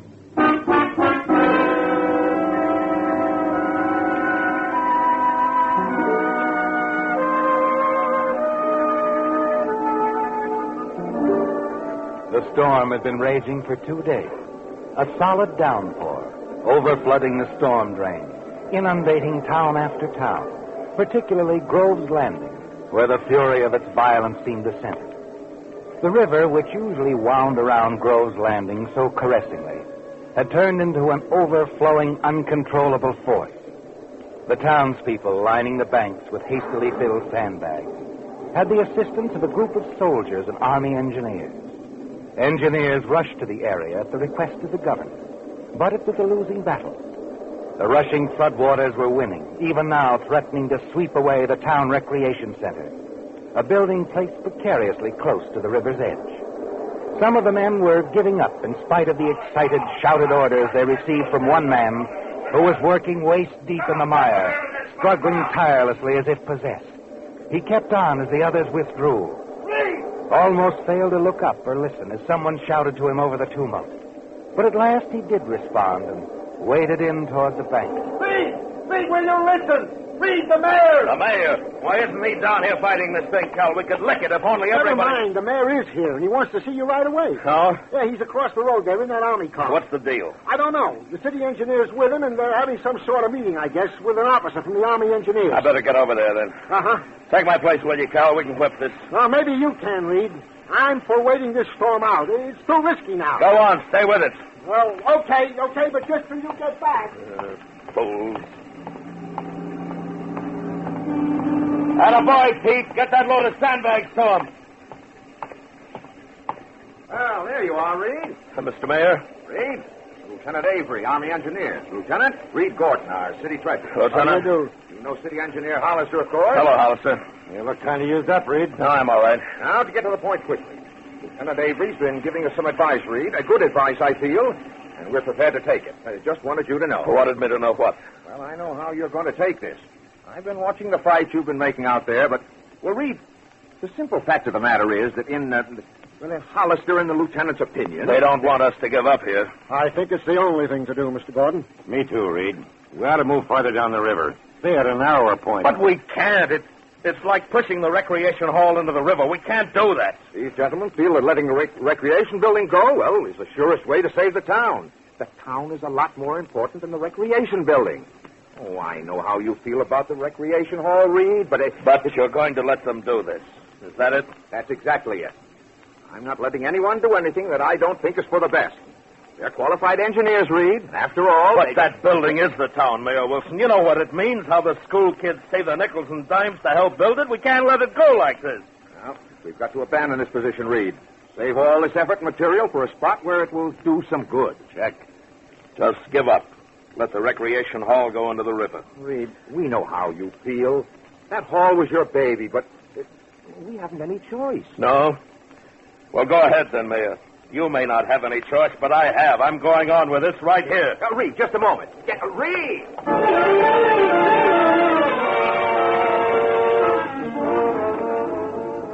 Yes, Reed, you're going on with it. Not letting any of them stop you, prevent you from doing everything humanly possible to prevent the floodwaters from toppling the recreation building into the river. It isn't long before you find yourself virtually alone at the river's edge, doggedly struggling to drag the few remaining piles of sandbags into position. You work frantically for several hours till you feel as if you're going to drop. And then as you wade back through the waters to shore and drop down from exhaustion, you hear a familiar voice. Reed. Look up to find that your wife, Margaret, is at your side. Reed, please. You've got to give this up. Come home and get some rest. No, I'll rest right here. In a few minutes, I got to tackle it again, Margaret. You've got to understand that. Don't you think everyone understands, dear? They know how you work to get the recreation building in the first place, but... Reed, it's no use. Maybe you're right. And I'm worn out. Of course you are. Go home, dear, please. Everyone understands. Yeah, I guess they do. All right, Margaret, I guess I'm licked. I'll see you back at the house.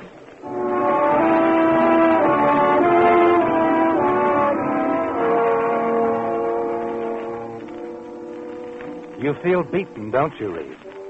And the thought of what it means creates a strange feeling of numbness, something not caused by your weariness. And driving through the flooded streets of Grove's Landing, you decide you've got to talk to someone. Get it all off your chest. And so instead of going home, you pull up in front of an apartment building, get out of the car, and hurry upstairs. Reed. Hello, Claire. Come in, darling. Sit down. I'll get you a drink or something. You don't look well. I'm licked, Claire. Beat clean through. The river's caught up with me. What are you saying? Claire, you know that money we've been playing around with hasn't come entirely from my job as city treasurer. Honey, I know what you mean. Okay, so even as my secretary, there are things you don't know about. Claire? Huh? You've said that you love me. Well, I do. Sure, but how much? How much after I tell you about that recreation building, why I was down there fighting the river, trying to hold the flood back with my bare hands? I don't care, Reed. I don't care what you tell me. No? Well, Claire, that building's supposed to be fully insured. But if that building falls, Reed Gordon, the city treasurer, falls with it. Reed? Yeah, sure, you've guessed it. I never took out any insurance. I've been pocketing all the premiums since the day they laid the cornerstone. Oh, Reed, no. Yeah, and that's just part of it. If you ever take a good look at the books, they'll find other discrepancies, too. Lots of them. Reed. Do you still love me? Of course I do. And don't worry, darling. We'll find a way out of this.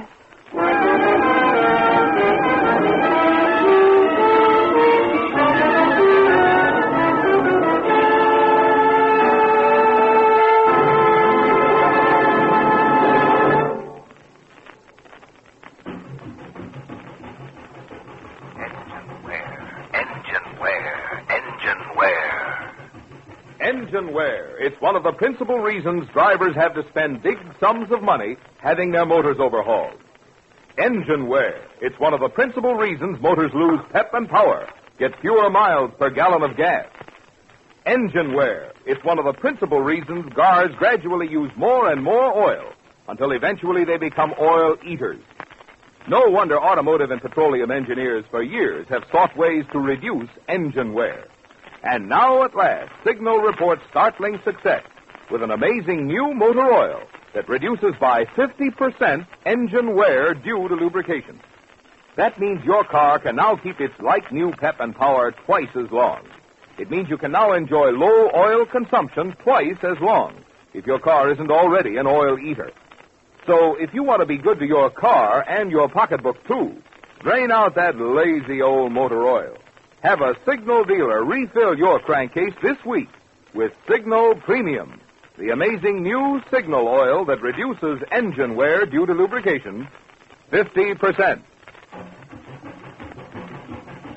Engine wear, engine wear, engine wear.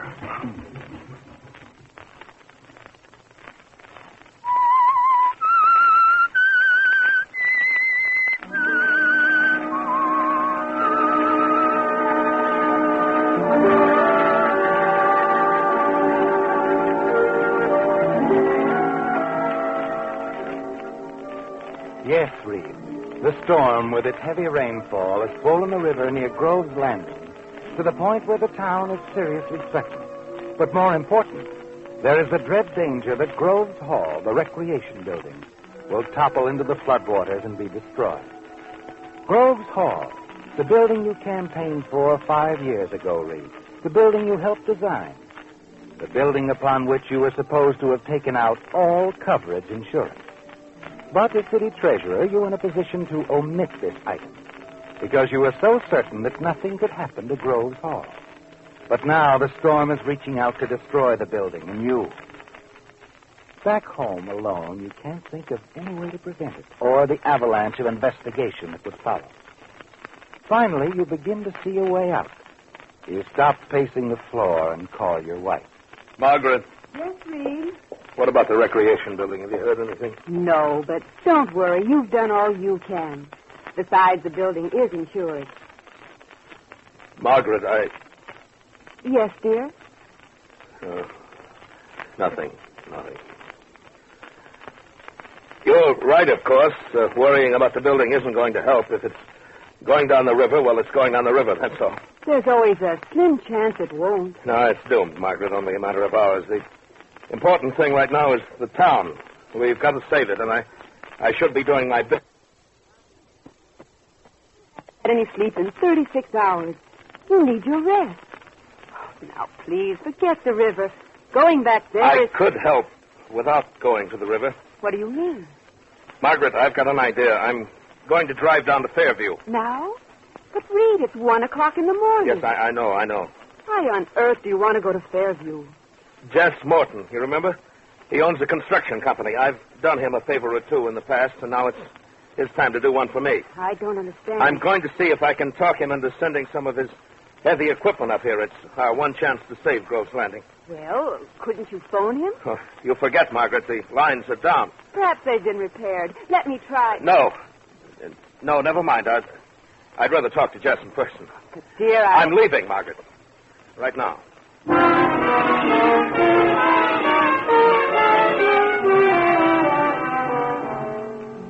You've made up your mind, haven't you, Reed? Yes. Suddenly it all became quite clear to you what you must do. It's your one chance now. You hurry from the house, drive into town through the heavy downpour, finally stop in front of Claire's apartment building, enter the front door, and walk to her apartment and ring her doorbell. Who is it? Reed, let me in. Darling, what's the matter? The building hasn't... No, not yet. What is it? I'm on my way to Fairview. Fairview? To see if I can talk my old friend Jess Morton into sending some heavy equipment up here. At least that's what I told Margaret. Oh? You have other plans? Yes. I just came to say goodbye. Leaving. Leaving? But not in the direction of Fairview. I'm headed north. By the time the building collapses and they get around to checking up on the insurance, I'll be miles away. And you came to say goodbye. Well, you won't have to. What? I'm going with you. Oh, now, wait a minute, I'm Claire. going. Oh, you don't have to, you know. You're not involved in this thing in any way. I couldn't stay on here in Grove's Landing without you, Reed. You don't know what you're letting yourself in for. I know about the insurance premiums you haven't paid, the city's books that won't bear investigation. What else is there to know? It isn't pretty, Claire. Ever hear of Donetti, Mario Donetti? The wrestler? Vaguely, yeah. I've done him favors for big payoffs. I'm in up to my neck. When this thing breaks, he'll be gunning for me, too. He'll kill me on sight. Reed, why did you get... I said it wasn't pretty. I'm going with you, Reed. No matter what. I have to be with you. Oh, you're wonderful, Claire. I didn't expect this. We'll make it all right. The two of us. We'll go somewhere far away. Oh, they'll never find us. Never. Okay. If you're sure. Now you better get your things. We haven't got much time.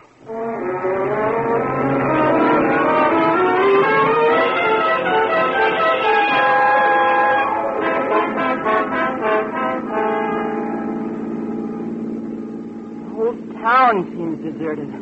I hope it is. Wouldn't do if anyone saw us running out like this. No one's going to see us. They're all down at the river. I passed the city hall on the way over to your apartment. Black as pitch there. It's a good thing, too. What do you mean? Because I'm making a stop at the city hall, Claire. We're going to need some extra money, you and I. Oh, Reed, you wouldn't... What difference is a few more $1,000 going to make now? After all I've done. Believe me, this money will mean more to us than it will to Grove's Landing. Yeah, but it's risky, Reed. Sure it is. So is running away, but we're doing it because we have to. That is, I have to. It's not too late to change your mind, Claire. You know my answer, Reed. It'll never change. All right, darling. And don't worry. It won't take long to get the money out of the safe. And we'll be on our way.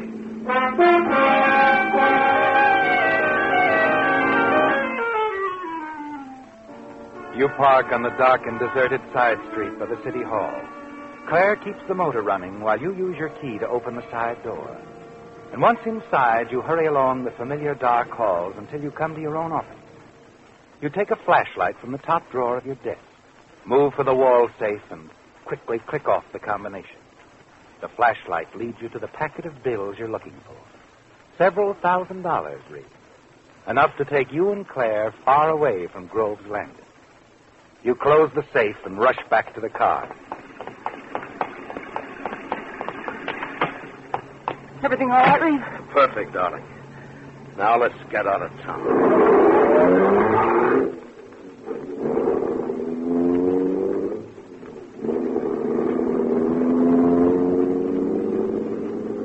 Reed? Yeah? If, as you say, we're headed north, aren't you being a little careless? What do you mean? The bridge. We've got to cross it to get out of town, and there's a roadblock. Police checking all cars. They remember us. We're not going over the bridge. There's another way? The quarry. Upriver about 3 miles. There's a big barge tied up there. It's used to haul trucks across the river. But how could... We'll just drive the car onto the barge, get across the river, and we're on our way. What about the night watchman? He was down at the river when I left. Chances are he still is. And if he isn't? Well, we'll just have to take that chance. I wish this infernal rain would stop. Oh, don't let that bother you, Reed. Just think. Every minute we're getting farther from Grove's Landing. You and I, Reed. Oh, I like that. I don't care if it rains forever. I guess you're right, Claire. We'll start all over. The three of us. 3 of us? You and I and the city's money. Of course. I'd almost forgot. Yes, it'll be wonderful. No more recreation buildings, no more... No more what, darling? There's a car following us. Looks like a state patrol car. Oh, no. Reed, you've got to drive fast. I can't. I'm right at the speed limit now. But they can't have found out about the money so soon. I don't know how, but they must have. He's gaining on us. Yes, I know. Where did he come from? I don't know, but here he comes alongside. Keep your head now. Oh, Reed. It's okay, Claire. He drove right past us.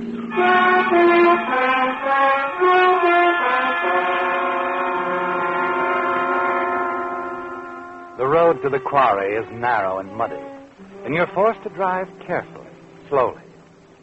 When you arrive, the quarry seems deserted. You drive your car aboard the heavy steel barge, and then prepare to cast off. As you're trying to start up the motor... Come on.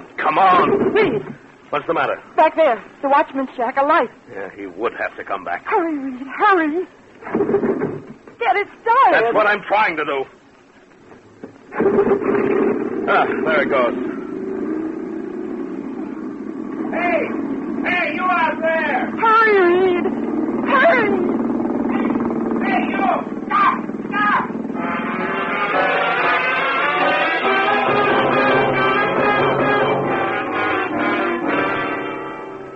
You breathe a sigh of relief as the heavy barge moves out into the river. That was close, wasn't it, Reed? A little too close. The night watchman might have ruined everything for you. The crossing takes only a matter of minutes. And then as you reach the other side, Claire drives the car off the barge. You shut down the motors. And as you do... Keep down.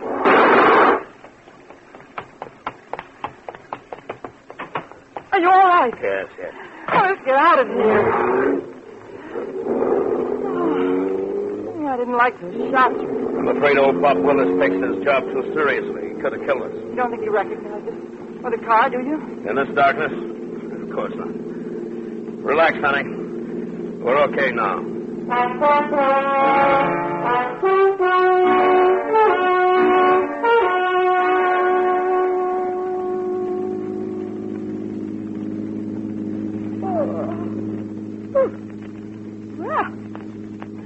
Like I should have dozed off.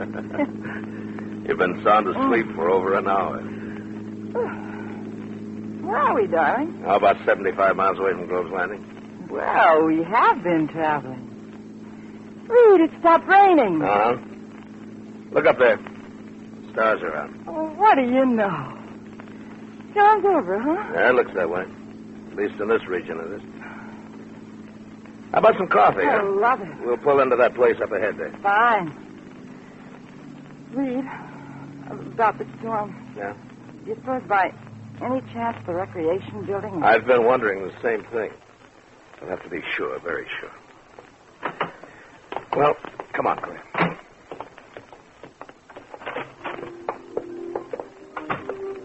Howdy.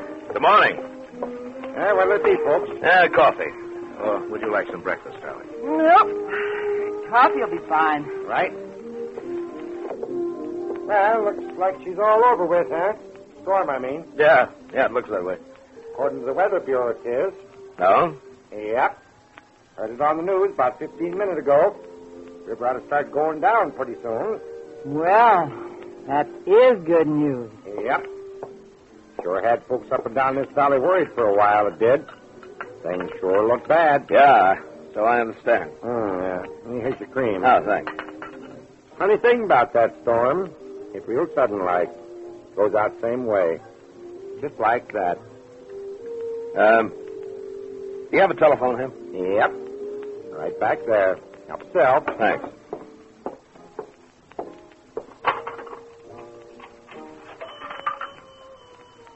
Operator.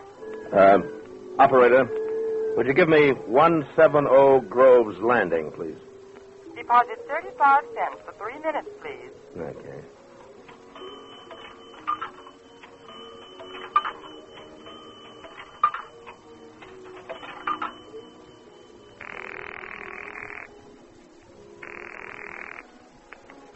Hello? Hello, Margaret? Oh, Reed. Where are you? On the highway. I just heard the news about the storm. It's really over, eh? Yes, it's all over. And you don't have to worry about your precious building anymore. The mayor called me only a few minutes ago. He and the city engineer went down to look it over. It's still standing and the danger's past. Well, that's fine, Margaret. I guess I'll start back home now, huh? Be careful on the road. Don't worry. I will, Margaret. Goodbye. Well? Everything's fine. Just fine, Claire. Reed. You mean I mean the building's okay. The danger's past. We can go back to Grove's Landing now. Oh, Reed. It's money. Money you took from the safe tonight. You'd have to get it back somehow. Now, don't worry about that. I'll stop by City Hall when we get back to town. Nobody will ever know we borrowed the money, even for a little while. We're okay, Claire. There's not a thing to worry about. Not a thing.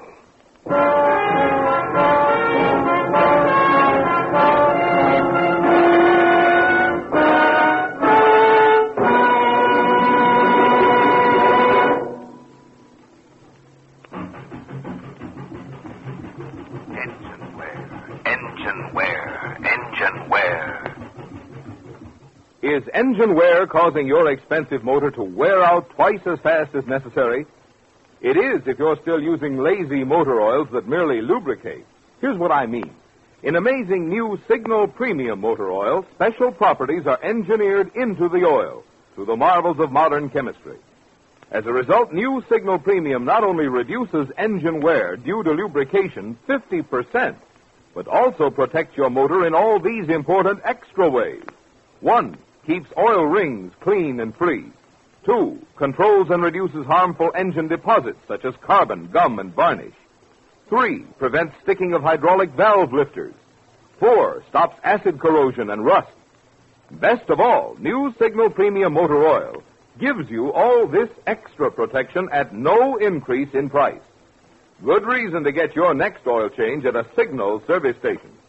Change this week to the amazing new Signal Oil that reduces engine wear due to lubrication 50%. Engine wear, engine wear, engine wear, engine wear.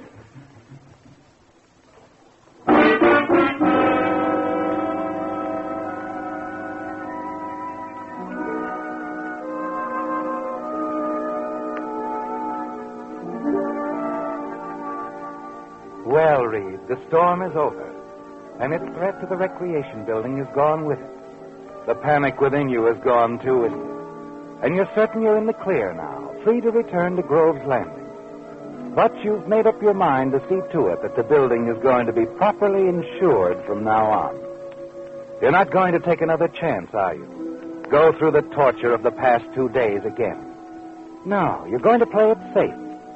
Somehow you'll even dissolve your connection with Mario Donetti, even though it will mean losing that easy money.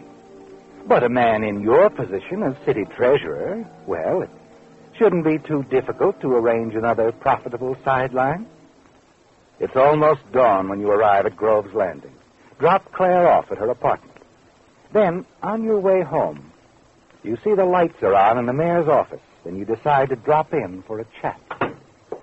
Well, good morning, Mayor. Morning, Reed. Just get back from Fairview? Yes. Good. Glad you dropped by. Got to leave for the county seat in a little while. Wanted to check our insurance with you. Insurance? What insurance? Oh, that's right. You've been out of town. I guess you didn't come in by the river. Well, you'd have seen for yourself. You didn't know that... Reed, I don't know how to tell you this. Just take a look out the window. The recreation building. Yeah. Toppled over into the river. A total loss. But what happened? I talked to Margaret on the phone around 3 this morning, and she says it didn't happen shortly after 4. But the storm, it was all over. No, it wasn't a storm, Reed. You see, last night, someone stole the quarry barge a few miles up the river. Took it across. When they left it, they didn't tie it up properly. The barge? Yeah. Got away. Picked up momentum on its way downstream. Finally crashed into the pilings supporting the recreation building. And toppled it into the river. Whoever's responsible will pay for this, Reed. I promise you. Now, let's take a look at that insurance.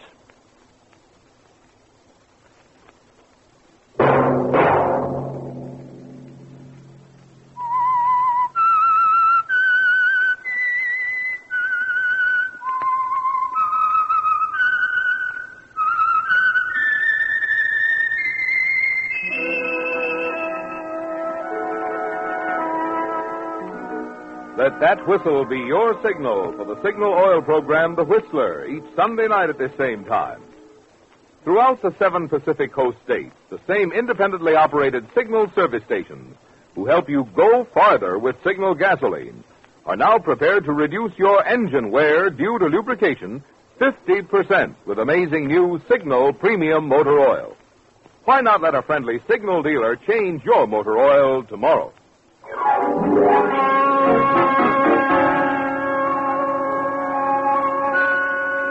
Featured in tonight's story were Bill Foreman, William Conrad, Virginia Agnello, Gene Tatum, Hal Dawson, Herb Litton, and Charles Calvert. The Whistler was produced and directed by George W. Allen, with story by Adrian John Doe, music by Wilbur Hatch, and was transmitted to our troops overseas by the Armed Forces Radio Service. The Whistler is entirely fictional, and all characters portrayed on the Whistler are also fictional. Any similarity of names or resemblance to persons, living or dead, is purely coincidental. Remember at the same time next Sunday, another strange tale by The Whistler. Marvin Miller speaking for the Signal Oil Company. Stay tuned now for Our Miss Brooks, starring Eve Arden, which follows immediately over most of these stations. This is CBS, the Columbia Broadcasting System. The Signal Oil Program, The Whistler.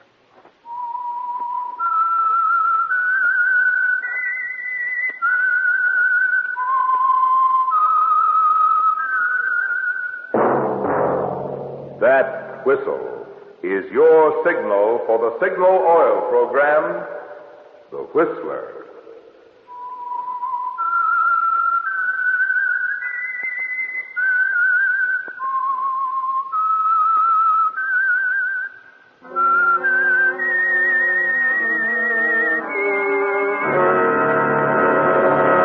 I am the Whistler, and I know many things, for I walk by night.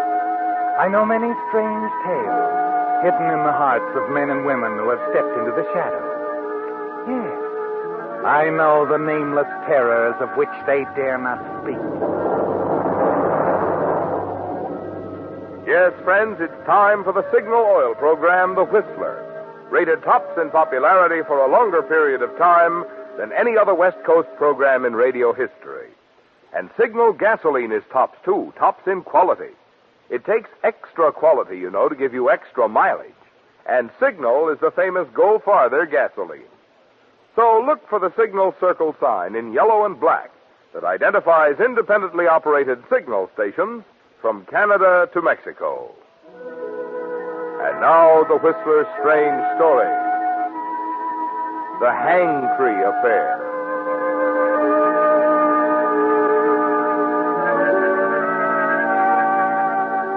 It was boredom that got Lee Ryan into it in the first place.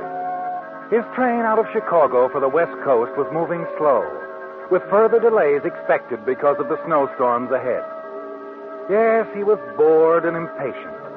His last business venture in Chicago hadn't paid off too well, and he looked forward to his arrival in California and the prospects of a deal worthy of his talent. Lee decided that the club car might help pass the time. It did. The car was crowded, and he found himself sitting with a talkative man who seemed to know many things about many people, including a number of their fellow passengers. He was a reporter, a man whom Lee had known casually over a period of years. A reporter who apparently loved to report, and he talked to Lee confidentially as if to his city editor. Oh, you picked a great choo-choo, Lee. Yes, sir. I'm glad I'm getting off. You can carry on for me. How do you mean? Well, you can follow my boy, Jeff Larkin. There's no story there as far as my newspaper concerned. The city editor's washing it up. Larkin? That sounds familiar. Yeah, I bet he looks that way, too. Hey, right over there with that girl. Oh, she's not bad. Huh? Oh, she's just like all the rest. Hanging around him thinking he's going to get that money. Money? Oh, you didn't recognize him, eh? An ex-con. But I knew him when he was a big, big man. And whose Lee? Anybody's. Time it happened, he was the brain. Yeah. Well, that's what they say. He'd planned the robberies, and his partner, Noisy Nevins, pulled them off. Oh, great team, great team. Noisy Nevins, huh? The nitroglycerin artist. Yeah. Oh, Noisy could blow a safe door off clean as a housewife and open a can of peas. Oh, sure, now I'm with you. They used to work together. But the last big job they pulled, a $100,000 bank job. Larkin got careless. He also got 5 years. Who got the 100,000? Oh, it disappeared, and so did Nevins. That's why I've been tagging Larkin around ever since he walked out of that pen 6 months ago. Your paper figured he'd meet Nevins, split the dough. That's right. Only my paper was wrong. Larkin knows from nothing where that dough is. And noisy? Oh, he's quiet now as they get. And permanent, too. Oh. Yeah, got that way about a month ago. I think it was an auto accident out in Frisco. It was too bad. Nevins was probably the only guy in the world who knew where that money was. You figure he stashed it away somewhere? Right. Absolutely right. $100,000, and it stays stashed. Well, that poor girl wasting her time with Larkin. Somebody should tell her. Yes, $100,000. Unmarked bills. Negotiable as a mud puddle and a pogo stick. Say, you know what's a funny thing? Why, when I was a kid, I could never manage one of those things. Oh, no? No. Well, I was pretty good. Oh, you kidding me? Yeah. Really? Well, I'll be seeing you, pal.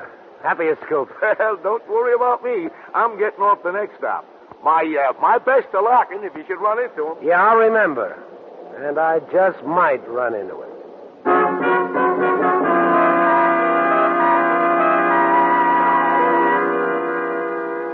Interesting, isn't it, Lee? A man with $100,000. Only he doesn't know where it is. It was hidden away by a partner who's dead now. All very interesting. Yes. And you think about it a lot after you leave your reporter friend in the club car. Wonder if he's right. If that girl really is going to be disappointed. It's hours later that you feel the train grind to a stop. Glance out of your compartment to see that you've pulled onto a siding at a small town station. Porter, what's wrong? Why are we stopping? Hey, it won't be for long, sir. It's just the snow. Oh, yes. There's time to get off for a while if you want to. Some of the passengers are. We'll be here about an hour. Oh, thank you. I don't think I'll bother.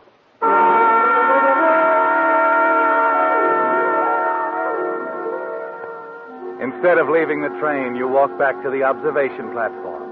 Stand there, looking off toward the few lights of the small, slumbering town of Springdale. You find yourself wondering about Jeff Larkin again and the girl. And then as the train is ready to move on, you see her, approaching alone from the direction of town. It's a chance to speak to her, isn't it, Lee? On impulse, you decide to take it.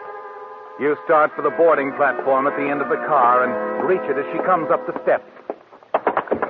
Oh. I'm sorry. I didn't mean to. It's all right. Oh, no, you've dropped your purse. Here. Please, never mind. I insist. You bend down quickly, begin to retrieve the articles that have spilled from her purse. One you can't help noticing. It's a picture postcard addressed to Mr. Jeff Larkin. General Delivery, Chicago. Give me that. Give it to me. Why, certainly. Here you are. Sorry, but I'm in a hurry. Thank you very much. Afraid your boyfriend might miss you? My boyfriend? I know what you're talking about. I'm sorry. I just thought you were kind of chummy with a fellow in the club car. You're mistaken. Someone happened to sit with me because the car was crowded. Oh, sure. That's happened to me, too. Forget it.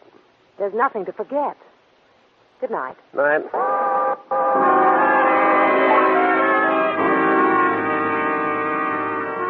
She wasn't very cooperative, was she, Lee? And you wonder why. Wonder also about the card addressed to Larkin.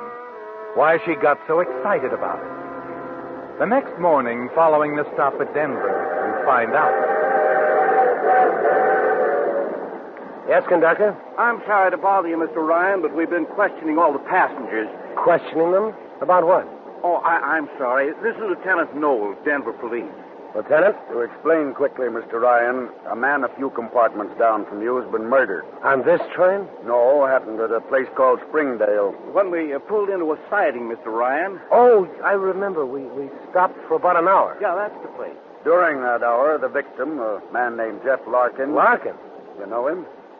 Oh, no. I've heard of him, that's all. I guess a lot of people have. Anyway, Larkin got off the train for some reason and never got back on. His body was found a short time later in an alley at the edge of town. He'd been shot. Poor devil. We've been trying to find someone who got off with him or talked to him just before. No luck so far. But now, the young lady in 29, Miss Clinton, says she spoke to Larkin earlier in the club car. But that's the last she saw of him. Oh, she didn't get off at Springdale? No. She says she stayed in her compartment the whole time. I see. And you, Ryan? Well, I walked back to the observation car. I was there, 20 minutes or so. But you didn't observe anything. Well, no, I'm sorry, Lieutenant. I didn't observe a thing.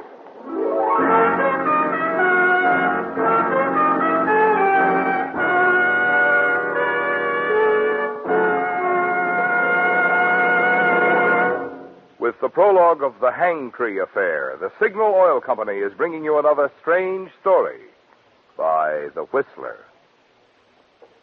Recently, I was looking at one of the newly announced 1949 cars. As the salesman pointed out the air conditioner and the front seat that drops back to make a bed, I couldn't help thinking it's the trend of really modern products to do more than is primarily expected of them.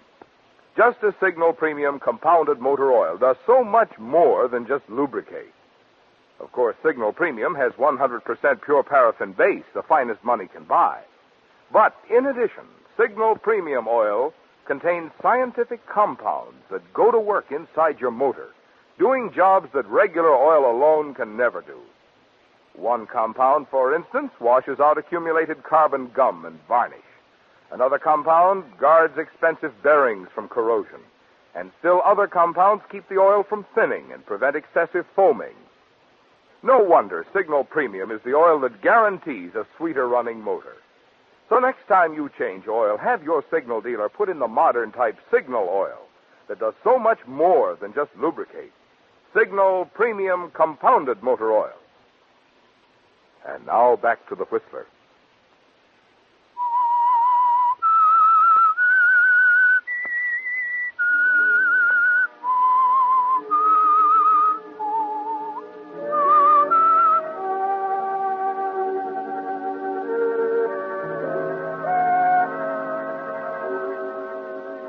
Well, Lee, you don't have to wonder anymore about the girl you saw with Jeff Larkin. It all fits, doesn't it? The reporter's story about that $100,000 hidden away. Larkin's death in a deserted alley back in Springdale. The girl's claim that she didn't see Larkin leave the train. And that she herself didn't get off. You know different, don't you, Lee? And the knowledge gives you absolute confidence when you reach Los Angeles. Check into the same hotel that she does. And then half an hour later, call her room. Hello? Hello, Julie. Who is this? Oh, friend of yours, a good friend. We, met on the train. The train? I didn't meet anyone who Well, you met Jeff Larkin, Julie. You got real chummy. Like I once said. Oh. Well, you still there, Julie? Yes. Well, stay there, huh? I'm coming down to your room so we can talk. Now, wait a minute. Now, you wait a minute, Julie. That's all it'll take me. Well, the name is Lee Ryan. And, Julie... Yes. I like my martinis very dry.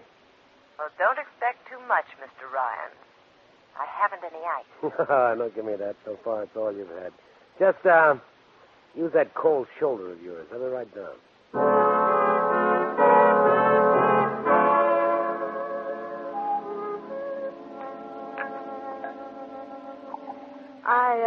I don't do this for everybody, Mr. Ryan. I don't lie for everybody. Really, you're mistaken about that. Oh, is that so? Yeah, the drink looks good. I think yours looks better. Let's switch, shall we? Casey, suits me. Oh, good. Now, the business at hand, Julie.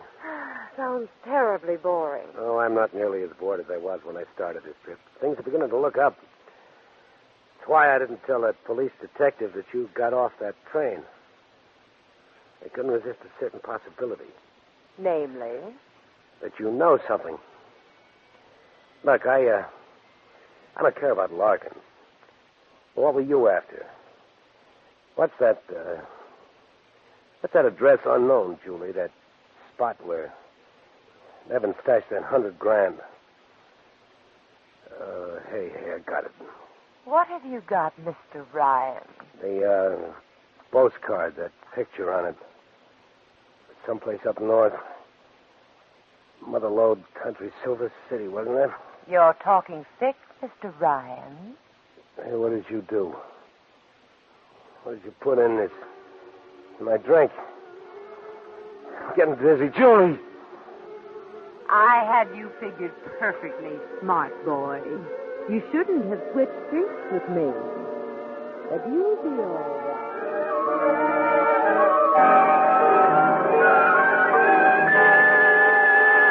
Mr. Ryan? Mr. Ryan, are you all right? Should I get the doctor? No, doctor. I'm okay. Where is she? The young lady who called about you? She's gone, checked out. Gone where? She was going to catch a train, I believe. I'm not sure. She was just leaving her room when she saw you out here in the hall. Well, give me a plane schedule. I want to go to Silver City. Silver City? I don't believe the plane's landed. All right, they'll get me close enough. I'll go if I have to crawl the rest of the way. Yes, sir. Anything you say.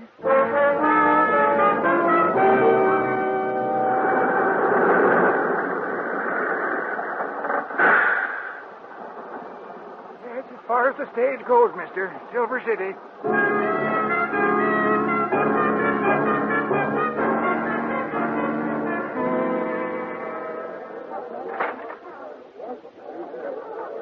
Here's your drink, mister. Thanks. Like I was saying, Silver City's real quiet during the day, but it'll open up round sundown.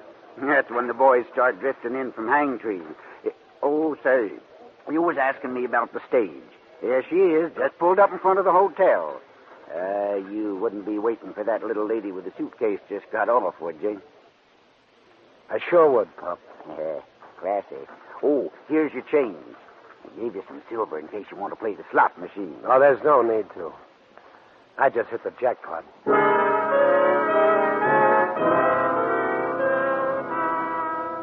As you sit there at the bar, watch Julie enter the hotel across the street. You congratulate yourself, don't you, Lee? Your trip to Silver City paid off, with a bigger payoff yet to come. A quarter of an hour later, you see Julie leave the hotel. Watch her as she enters a cafe halfway down the block. Quickly, you leave the bar and hurry into the hotel. Say, clerk, I've been expecting someone, a young lady. She was supposed to arrive on the bus. Oh, Miss Clinton. Why, yes, she checked in a little while ago. A roommate. Oh, good. But she ain't in now. Oh, well, I'll see you later. Say, let me have your pass key, will you? I've left my key in my room. I'll bring it right back. Well, okay. Just a sec. I'll get it for you.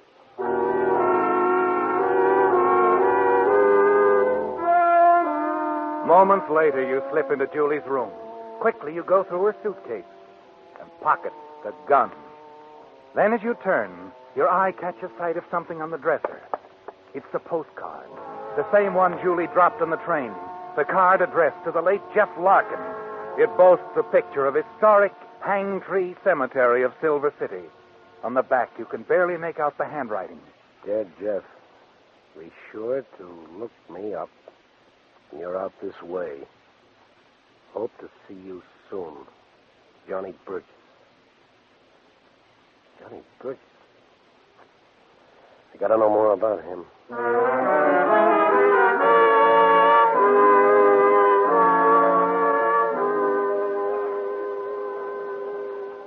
Burgess? Yeah. Well, how do you like that? Your friend was in here asking about him. My friend? Mm-hmm. Lady got off the bus a little while ago. Asked me if Johnny Burgess had been in lately. You know something? Johnny Burgess died over 50 years ago. What? Yeah. Silver Johnny, they called him. Big man. Another big man? Yes, sir. Owned the mine. Town, too. Yes, sir. You been out to the cemetery? The cemetery? Johnny's got the fanciest resting place of them all. Heard it cost over $10,000. Big granite crypt, got a life-size statue of Johnny on top, and... What's the matter, young fella? Oh, nothing. Look, how do you get out there to the cemetery? Oh, easy. Just go right down to end of C Street here, then turn left by the Signal Oil Station, go up the road. You'll see a tree top of the hill, that's old Hangtree. Right beyond it, other side of the hill, real handy like, the cemetery. Oh, thank you. Thanks a lot.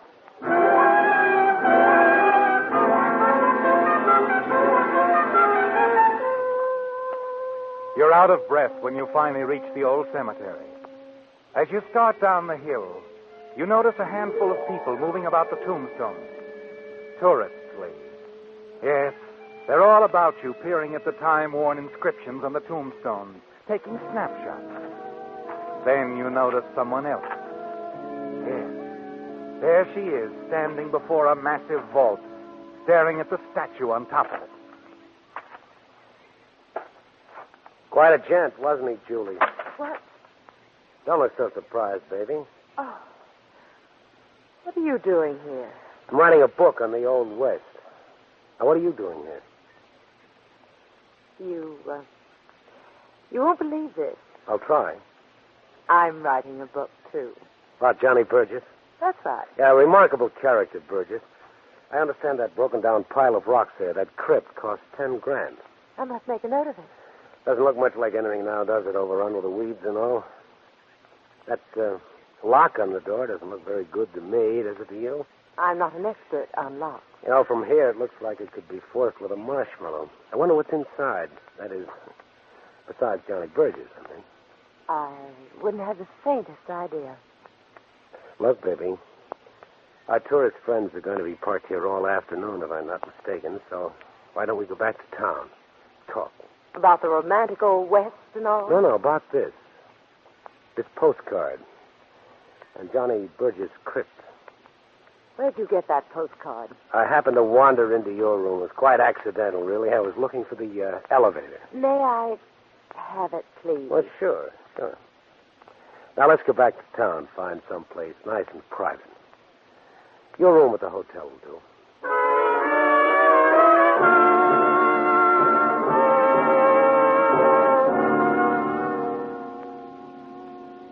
You know, Lee, you're a pretty smart boy. Oh, thanks, honey. It was really very simple. Nevin sent the card to Larkin to let him know where the dough was stashed. Hangtree Cemetery. The $100,000's hidden in that vault, the final resting place of Silver Johnny Burgess. Give me a cigarette, will you? Help yourself. Thank you. You been to Frisco? Mm-hmm. Oh, that's a great town. We could have a wonderful time there, Julie. Could we? Yeah, besides, we'll be rolling in dough. Lee. Yeah. Just where do we stand? I mean about the... We're partners, honey. We're partners. I see. You'll have to give me a little time to think it over. Oh, sure. You know, there's one little thing I've been wondering about you, Julie. How'd you break into this affair? You're not Larkin's girlfriend. You picked him up on the train, didn't you? That's unkind. Oh. So you and Noisy Nevins used to hold hands. So we did. I met him in San Francisco while Larkin was in prison. You must have discovered that your boyfriend sent word to Larkin when he got out. About where the dough was, I mean. Something like that. But Nevins didn't tell you where it was. He was not very cooperative at times, Lee. Yeah. I bet you even suggested Nevins double-cross Larkin so that the two of you could have all the dough. Do you think? Yeah, I do. Well, Nevins wouldn't hear of it. He was one of those honest people, code of the underworld and all that. Funny, I thought he'd do anything I asked him. Except double-cross an old pal. Noisy seemed to think we could get along with half the money. Said he didn't deserve any more. Opening safe came so easy to him. Yeah, to him and his nitro. So when Nevins was killed in that accident, you saw that half go out the window. You didn't know where it was hidden, but Larkin did. He'd get it all. So... Do we have to go into that part of it? No. No, I guess not. We'll forget about it. We'll forget about everything, except that in another half hour it'll be dark. And then we have a date with Johnny Burgess. And $100,000. Yeah, we can be in Frisco by morning. What do you say? Oh, I don't know, Lee. I can talk you into it. I know. Can you? Well, keep talking, Lee. And they bye.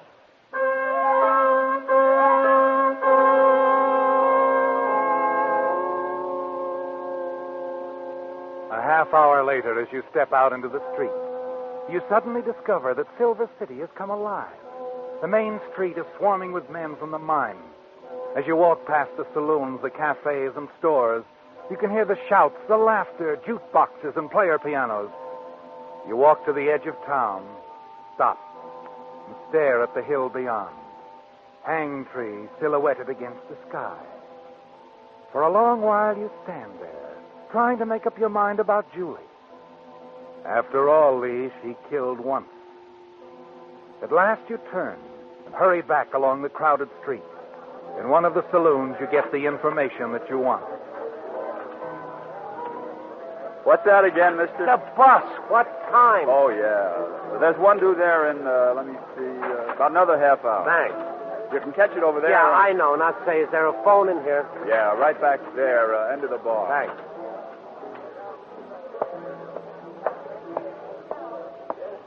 You push your way through the crowd to the rear of the saloon, to the telephone booth, and place your call.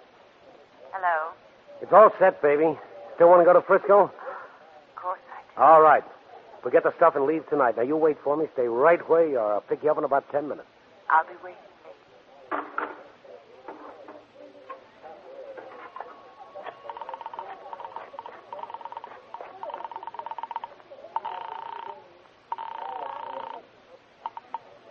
Sheriff's office. McQuinn speaking. Look, Sheriff, you can check on this later, but an ex-con named Larkin was murdered in Springdale 5 days ago. Wait a minute. Who is You'll it? find the murder gun at the Elmira Hotel in room 8. It's under a seat cushion, a chair by the window. You'll also find the dame there who pulled the trigger. Now, hold on here. Who is this?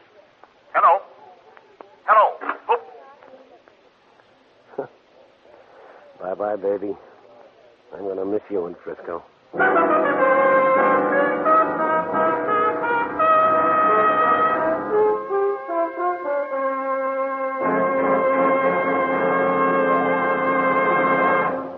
The Whistler will return in just a moment with a strange ending to tonight's story.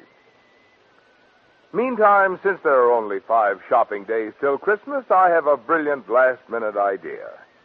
I hope there are no little boys listening, because what I want to suggest is that there is no finer present than a switch for that forgotten name on your gift list. The forgotten name I'm referring to is your car, and the switch I'm suggesting is a switch to Signal. You know that Signal gasoline must have something. For Signal to have grown so in popularity from a mere handful of stations in Southern California to almost 2,000 Signal dealers, serving 6 western states from Canada to Mexico. Of course, I don't have to tell you that Signal is famous as the Go Farther gasoline. But even more important to you is the extra driving pleasure you enjoy, thanks to the extra efficiency today's Signal coaxes from your motor.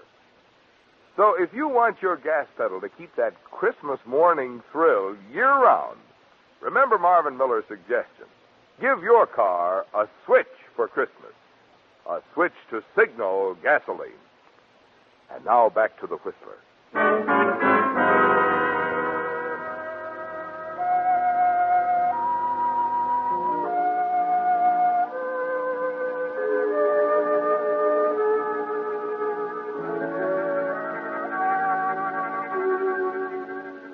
After 12 hours and several long-distance calls, Sheriff McQuinn of Silver City was prepared to do some questioning. He talked to Lieutenant Knowles in Denver and to the San Francisco police. Now at last he felt that the puzzle was beginning to fit together. All that remained was to walk through the quiet early morning gloom to the cell occupied by his angry, impatient prisoner. It's about time you're talking to me. What's it all about? You can't hold me here like this. Now, just take it easy, lady. I can, and I'm doing it. But I haven't... Sit down. I've been making some phone calls. Picked up lots of things about you. What of it? In San Francisco, they tell me you used to run around with Noisy Nevins. So? So that's very interesting. Add it to the gun you were carrying around, and it could spell a murder in Springdale. You'll have to prove that. Lieutenant Knowles thinks he can. The caliber of the gun, you know, ballistics, and then the motive. All that money. I don't know anything about it. Sure, you don't know a thing. Why don't you ask Lee Ryan? We don't have to, lady. We're satisfied with what happened to him last night was Nevin's work. Just like a hand from the grave. A double-crossing hand. What do you mean? Out at the cemetery, when your friend Ryan tried breaking into Silver Johnny's last resting place. Yeah, Noisy Nevins was an expert with TNT. He wasn't planning to share that dough with anybody. He set a booby trap to kill his old pal Larkin. But Ryan got it instead.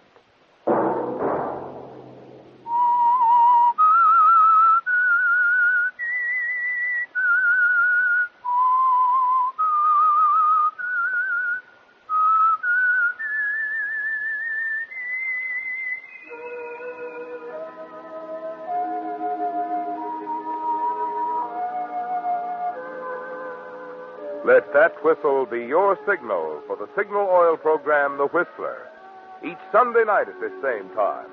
Brought to you by the Signal Oil Company, marketers of Signal gasoline and motor oil and fine quality automotive accessories. Signal has asked me to remind you, to get the most driving pleasure, drive at sensible speeds, be courteous, and obey traffic regulations. It may save a life, possibly your own.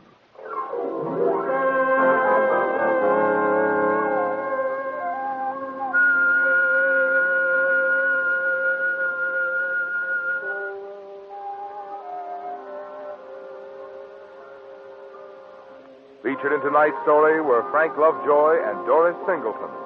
The Whistler was produced and directed by George W. Allen, with story by Joel Malone and Adrian Jondeau, music by Wilbur Hatch, and was transmitted to our troops overseas by the Armed Forces Radio Service. Remember, at this same time next Sunday, another strange tale by The Whistler. This is Marvin Miller speaking. This is CBS, the Columbia Broadcasting System.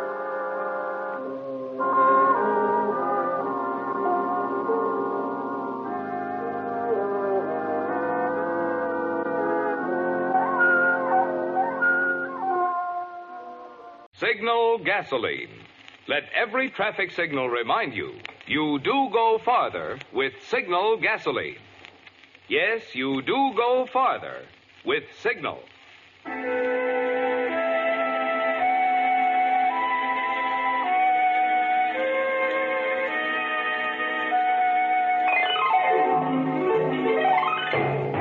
The Signal Oil Company and your neighborhood signal dealer bring you another curious story by The Whistler. Tonight, Highway of Escape.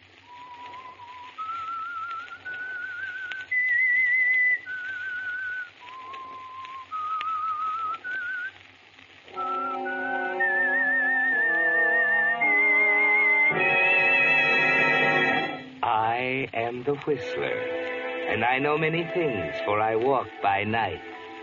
I know many strange tales hidden in the heart of men and women who have stepped into the shadows.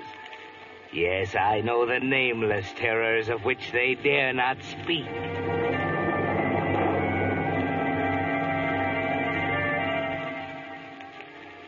Frances Block was never meant for the desert, but fate put her there. Set her down solidly in the center of an expanse of creosote brush and Joshua trees, cactus and hot, dry sand, and a scrubby little group of nondescript shacks huddled in the shade of a few scraggly umbrella trees. Known to the truck drivers passing through on Highway 441 as the Duncan Wells Tourist Camp. Just Frances and Pete Crawford, her stepfather. For her, it was a prison. For him, it was a living, and the only one he knew. It was on a particularly hot day in July that she decided she couldn't stand it any longer. On a Sunday morning when the temperature stood at 90 degrees at 8 o'clock. And Frances knew there was always more money than usual in the cash register on Sunday morning. 5, 10, 11.50, 12.25, 50, 85, 12.85. Oh. Morning. Oh, hello? You open for business? Not yet. Kind of early. Not even gasoline? The pump's locked. How far is the next town? 17 miles. Saguaro. Okay, I can make it, I guess. Thanks a lot. I better get going. Just a second. Yeah? You, going through to... Los Angeles, yeah. Due there by noon. Can you take me? Huh? I've got to get out of here this morning. Right now. Oh, come on. You could take me if you wanted to, couldn't you? No, I'd like to, but... Oh, please. Look, I'll give you $5. Yeah, sorry, sister. There's company rules. No riders. I'd lose my job. Oh, they'll never know. Look, mister, you don't know what it means. It's life and death. Yeah? Yeah, it's life and death. Death if I stay here in this prison. Oh. I can't take it any longer, you see? You've got to take me away. You've got to. Hey, what's the matter? You sick or something? Yeah, I'm sick. Look, I'll make it $10. $10 to Los Angeles. Yeah, but... That leaves me only $2.85. My bag's right there. It's all packed. I won't tell the company. They'll never know. See? Just you and me'll know, and I'll get off in Los Angeles. Well, for $10 you can take the train. Oh, no, there's no trains here. Just trucks. Guys like you. There's a train from the next town, ain't there? Yeah. Yeah, how about that? You can take me to the next town. That's all. Just in the next town. Well, I don't know. Morning, Francis. Oh, There's a little lady here wants to ride into town with me. Sorry, mister. She's made a mistake. I have not. I'm going, you hear? No, Francis. You're not going. You can't stop me, Pete. You can't stop me. I'm not going to stay here. I'm not. I'm not. Well, look, mister, maybe you two better talk this over. I just thought I'd run into so wild, but... She gets this way ever so often. She'll get over it. Yeah. Well, we'll see you on the way back, maybe. Huh? Yeah. So long. So long. You did it again, you filthy... Now, there, Francis. I know how you feel, gal. This ain't no place for a young filly like you. But can't you see, there ain't nothing else I can do. Ever since your ma died, You killed her. That's what you did. Francis, that's an awful thing to say. Just the same as if you shot her with a gun. Bringing her out to this godforsaken hole. Making her work when it was so hot she couldn't breathe. Well, you're not doing it to me, do you hear? Now, wait a minute. You ain't talking to me like that. Oh, no. Well, listen, you dirty desert rat. I've had all of you I'm going to take, and I'm getting out of here today. This morning. In 5 minutes if a car comes. You're still my stepdaughter, Francis. Until you're 21, I'm afeard I'm doing the deciding. Oh, now, come on. You just trot on back to the cabin and lay down for a while. You'll feel better in no time. Get away from me. You'll understand about your ma someday. I know this place ain't much of a spread, but it was ours, and we built it together. Come on. I said get away from me. Please, Francis, just this once. For me. All right, Pete. Hey, wait a minute now. Put that knife down, Francis. You ain't in no condition to... All right. You asked for it.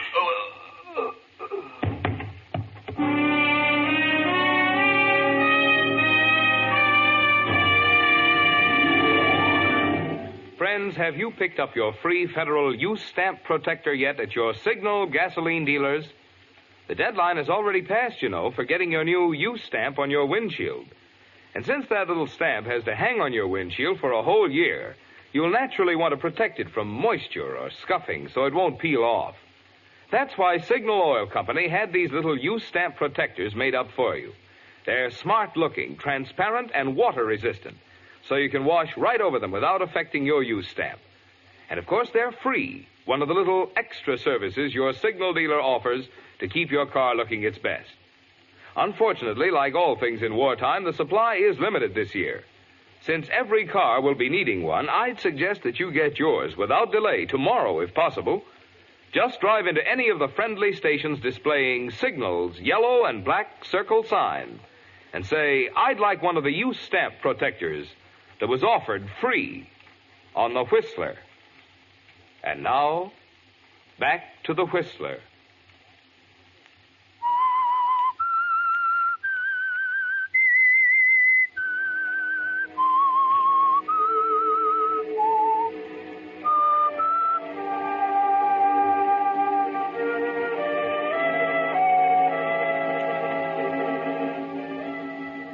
He's dead, Francis. It's over, and you're free now. You stare at him for a moment as he lies there on the floor in the middle of the small lunchroom, very still. For the first time in your life, you notice he has a kind face, a peaceful face. No look of fear on it. Just peace, deep, enduring peace. Yes, you're free now. You can leave any time you want to. Today, this morning, the next 5 minutes, if a car comes. You jump as a car pulls up out in front. Quickly, Francis. Move the body behind the counter before the driver comes in. That's it. Now take it easy. Just relax. He mustn't know. Hi, beautiful. How about a cup of Java? Hey, what's the matter? Oh, nothing.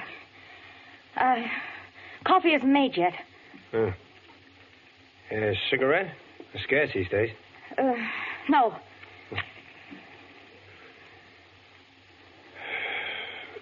Well, What? are you going to make it or shall I? Make what? A coffee. Say, are you sure nothing's the matter? Okay, something doesn't matter. I'm scared of my stepfather. Huh? He's horrible. I live here alone with him. I can't stand it anymore. That's too bad. Oh, please. Please take me with you. To Saguaro anyway. I won't be any trouble. Oh, no, wait a minute. Hold everything there. Now, take it easy. Where is your stepfather? He's asleep in his cabin. He's drunk. He'll wake up. Yeah, I see. You got any money? $12. But I can work once I get to a big town. Oh, I don't know. Oh, please. Please. I've been driving all night. I was going to grab a little shut-eye here for a few I hours. gotta go now. He might wake up and he might... Yeah. Well, okay, come on.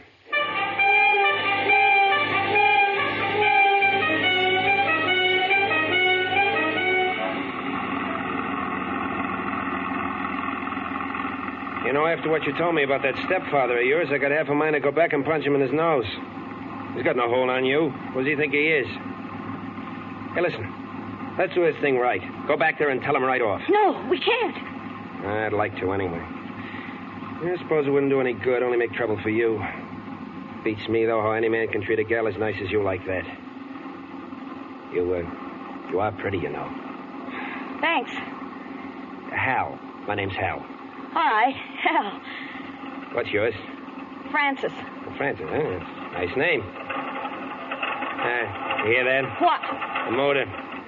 Betsy doesn't like this heat any more than we do. How far are you going, Francis? Los Angeles. It's a nice town. We could have a lot of fun there. We? Yeah, hey, you and me. I wasn't going that far. You might change your mind, huh? I don't know, maybe. Los Angeles is a nice town, isn't it? Come on over.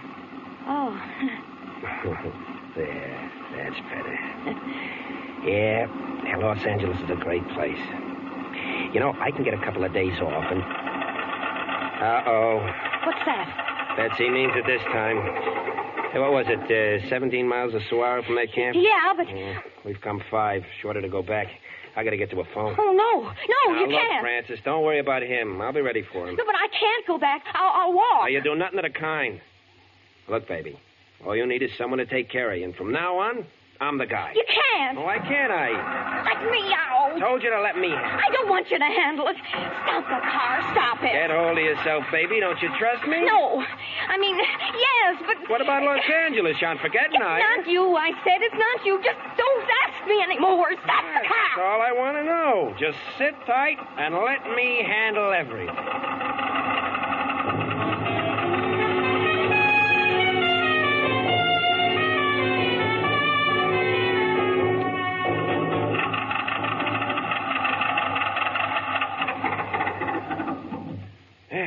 Well, we made it.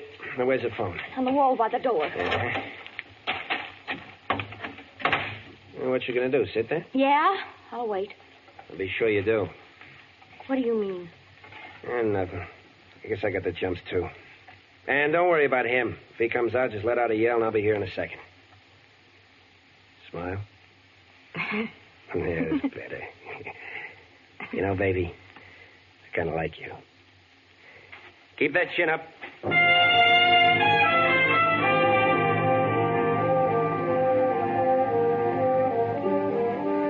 Yes, Francis, keep your chin up. You could use a little courage now, couldn't you? There's a chance he won't look behind the counter, just a bare chance. But if he does, there you are in a stalled automobile 20 miles from nowhere and not a car in sight. But wait a minute. Around the curve, a car. Hurry, Francis, you've got to stop it. Wait!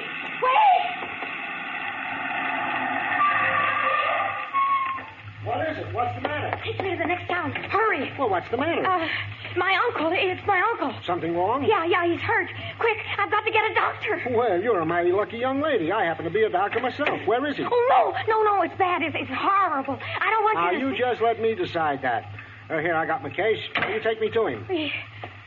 He's in the lunchroom. I'd better wait here. Yes, I understand. You just relax now, and I'll take a look. It might not be as bad as you think. Just wait there in my car.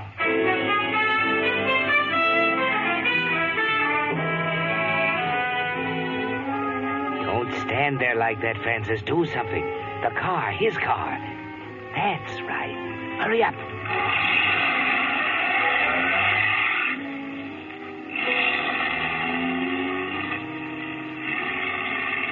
Faster. 60, 70. Keep your eye on the center line, wavering like a snake between the wheels.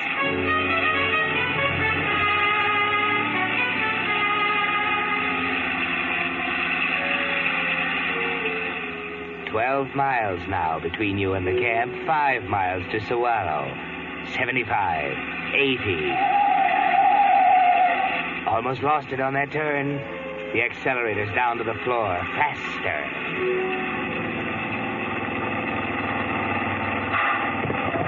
Grab the wheel. It's getting away from you.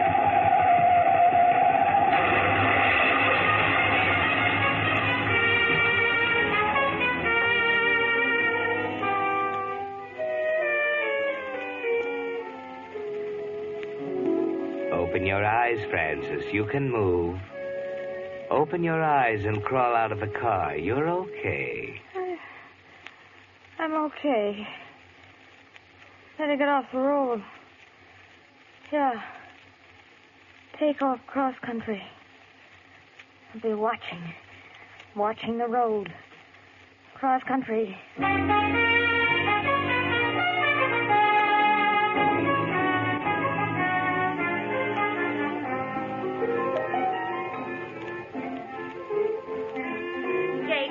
Radio down. Goodness sakes alive, a body can't hear himself think around here. Oh, sorry, Matty. I don't know why in the world you keep that thing banging away night and day. Well, it's the dad-blasted tubes. It gets louder and softer all of a sudden. Fella from Saguaro coming up to fix her. Well, I ain't seen him. I should be here this afternoon. Think I'll go out and take a look around. Jake Watson, you stay right in that chair. You've been a mighty sick man. Hey, Matty, look. What? They're coming up the walk. Well, where could she come from? Hey, she's sick. She almost fell. Well, Dad, blasted, do something. Well, you stay right there. What's the matter, honey? I don't know. Oh, there now. Just take hold of my arm. Thanks. Ma, you look all tuckered out. Come in. Thanks. Now, don't talk. We'll just get you out of this hot sun. Wouldn't surprise me none to find you was a mite sunstruck. No hat and all. Land sakes, whatever you doing walking around out here? Now, hush yourself, Jay. Can't you see the poor thing can't hardly walk? Let alone listening to you jabber. Now, there, now, you sit down there, and I'll get you a nice cool drink of milk. You been walking far, miss? Yeah. Any particular reason? Yeah. I cracked up my car. Any more questions? No, I just thought it might peculiar you picked this time of day to go walking. I'm sorry. Now, Jake, suppose you quit jabbering and let the poor girl rest a spell. She's about done in. Yeah, she's been in an accident. Car went off the road. Well, I declare. Ain't hurt none, are you? No, just tired. Well, here, you just lean back and take a good drink of milk. You'll feel better in a jiffy. Oh, there go them tubes again. Oh, turn it off, Jake. Yeah. Attention, please. Be on the lookout for a young woman in blue slacks and a yellow jacket, probably driving a Buick sedan, license number 8X43H7, about 5 feet 4 inches tall, blonde hair, name Frances Block. Wanted in connection with the murder of Peter Crawford this morning at Duncan Wells. Land sakes. Repeat. Hey, that's you. Get out of my way. Oh, look out, Jake. She might have a gun. Hey, wait a minute, young lady. Let go of me. Maddie. She's gone. Oh, here, let me help you out. Hurt? No. That's what we get for being good Christians. Hey, turn the radio off. A murderess. I knew there was something slick about that girl. That's all right. She won't get fur in this heat. Not in the desert.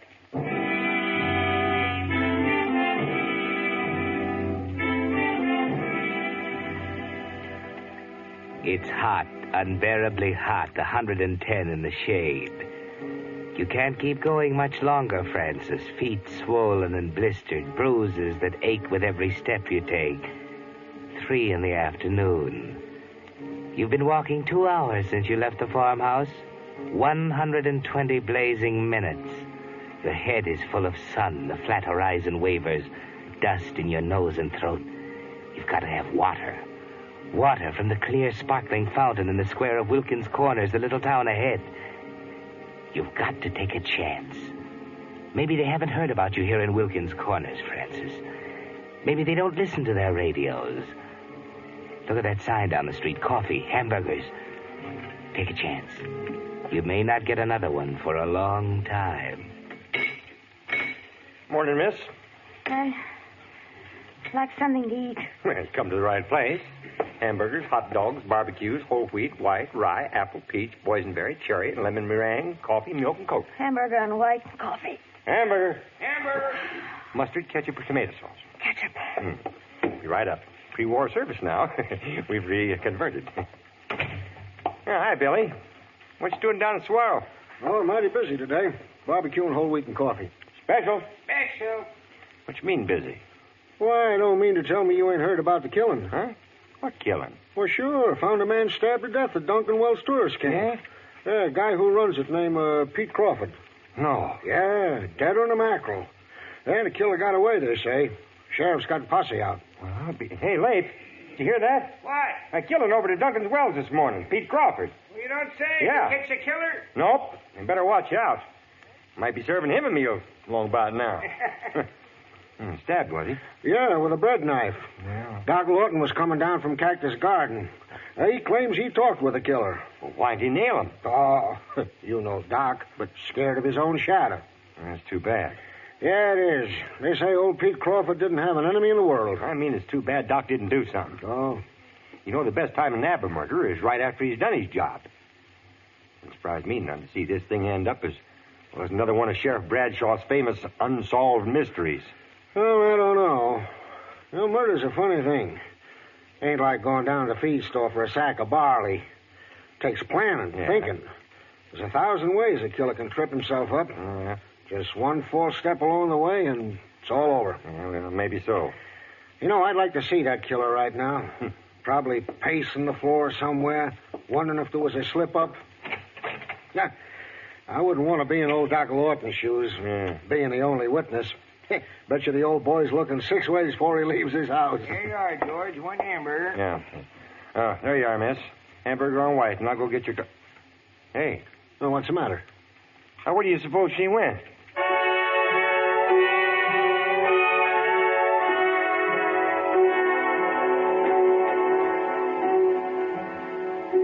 You forgot your hunger in a hurry, didn't you, Francis? A half-minute more in that restaurant and it would have been all over.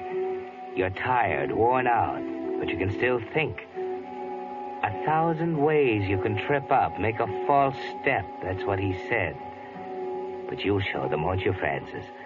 First, get out of town and keep off the highways. Remember the sheriff's posse. The railroad, that's it.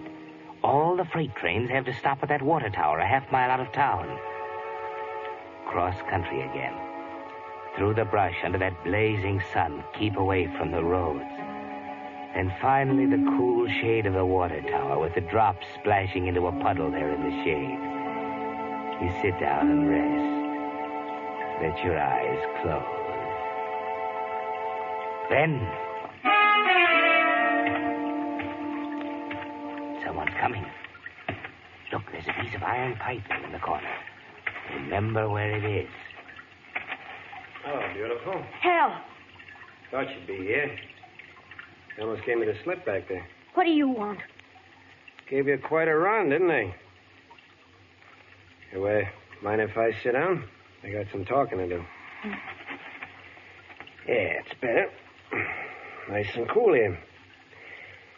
You know, maybe I'm a sucker, but I still think you're pretty nice. Beautiful, but dumb. Do you think you could get away with it? I don't know. I'm so tired. I know you're tired, baby. Probably a little loony with the heat, too. No one in his right mind would have done what... Shut up! You don't have to rub it in. Now, listen to me. I can help you, see. I'm the only one who can help you get out of this. Haven't got a chance unless you play ball, understand? Help me. You? Ow! Sorry, baby. Maybe you'll listen to me. All right, Hal. I'll listen to you. There's a way out of this. It's a short chance, but you'll have to take it. Wait a minute. Here comes a train. Get back there. It's afraid it'll have to stop. Let me take a look. The pipe. If I can... Now. I can't tell yet. Oh, wait a minute. Yep, it's afraid of... Oh. So you were going to help me, were you? You didn't fool me. That's one mistake I didn't make.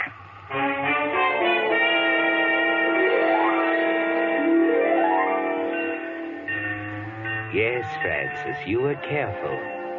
You could see through his offer to help, couldn't you? Now, no slips, Francis. No false steps. The train is stopped for water. You hide, trembling, behind the shack at the water tower. Then as the train starts up, you grab the rung of the ladder on a passing car, up the side. Now across the top and down the side before anyone sees you. But wait. There's a guard on top moving toward you. Down the tops of the cars. Don't look back.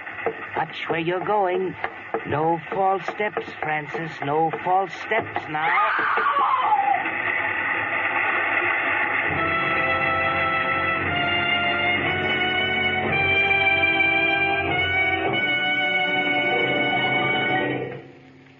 The Whistler will return in just a moment with a strange ending to tonight's story. Meantime, a word about today's pre-war bargain in gasoline mileage that's helping more and more wise Western drivers stretch their ration gas stamps. I'm talking about the good pre-war mileage you still get in Signal Go Farther gasoline. Yes, it's true. You still go as far as before the war with Signal. And I'll tell you why. You see, the gasoline ingredients which you've heard are reserved for war are the very volatile, highest octane components, such as isopentane. That's why Signal Oil Company frankly admits no gasoline today can give you all the pep and anti-knock performance you found in pre-war Signal gasoline, and which you'll enjoy again in even further improved Signal post-war gasoline. But when it comes to mileage, that's where Signal gasoline still shines. For today's Signal formula still contains not only all the high-energy components that gave pre-war Signal gasoline its superior mileage, but also new high-mileage hydrocarbons have been added. You can prove this for yourself by keeping track of your mileage. You'll find it's as true today as before the war. You do go farther with Signal gasoline. And now, back to the Whistler.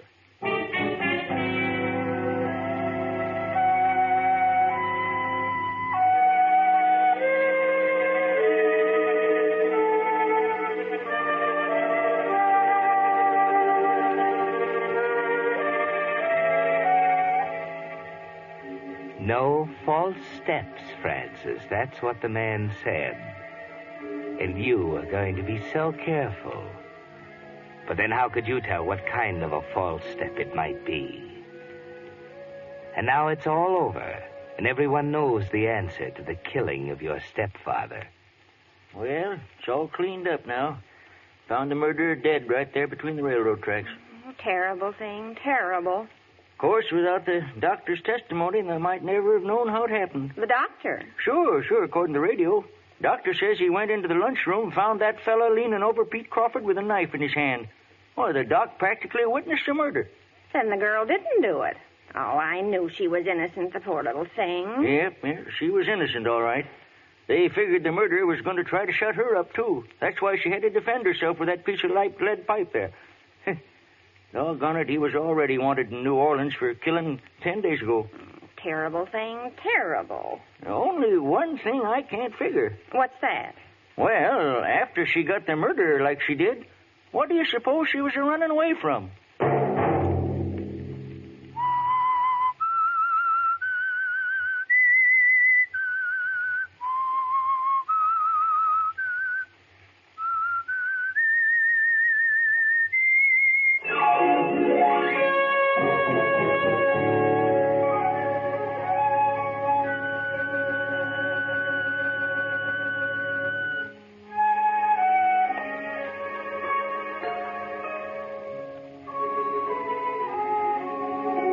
Monday at 9 o'clock, The Whistler will bring you another strange tale. The Whistler is broadcast for your entertainment by the marketers of Signal gasoline and motor oil and fine quality automotive accessories, and by your neighborhood Signal dealer.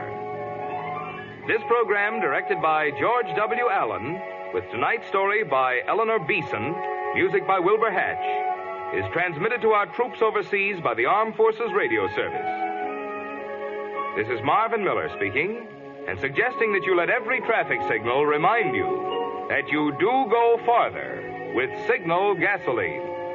Yes, you do go farther with Signal.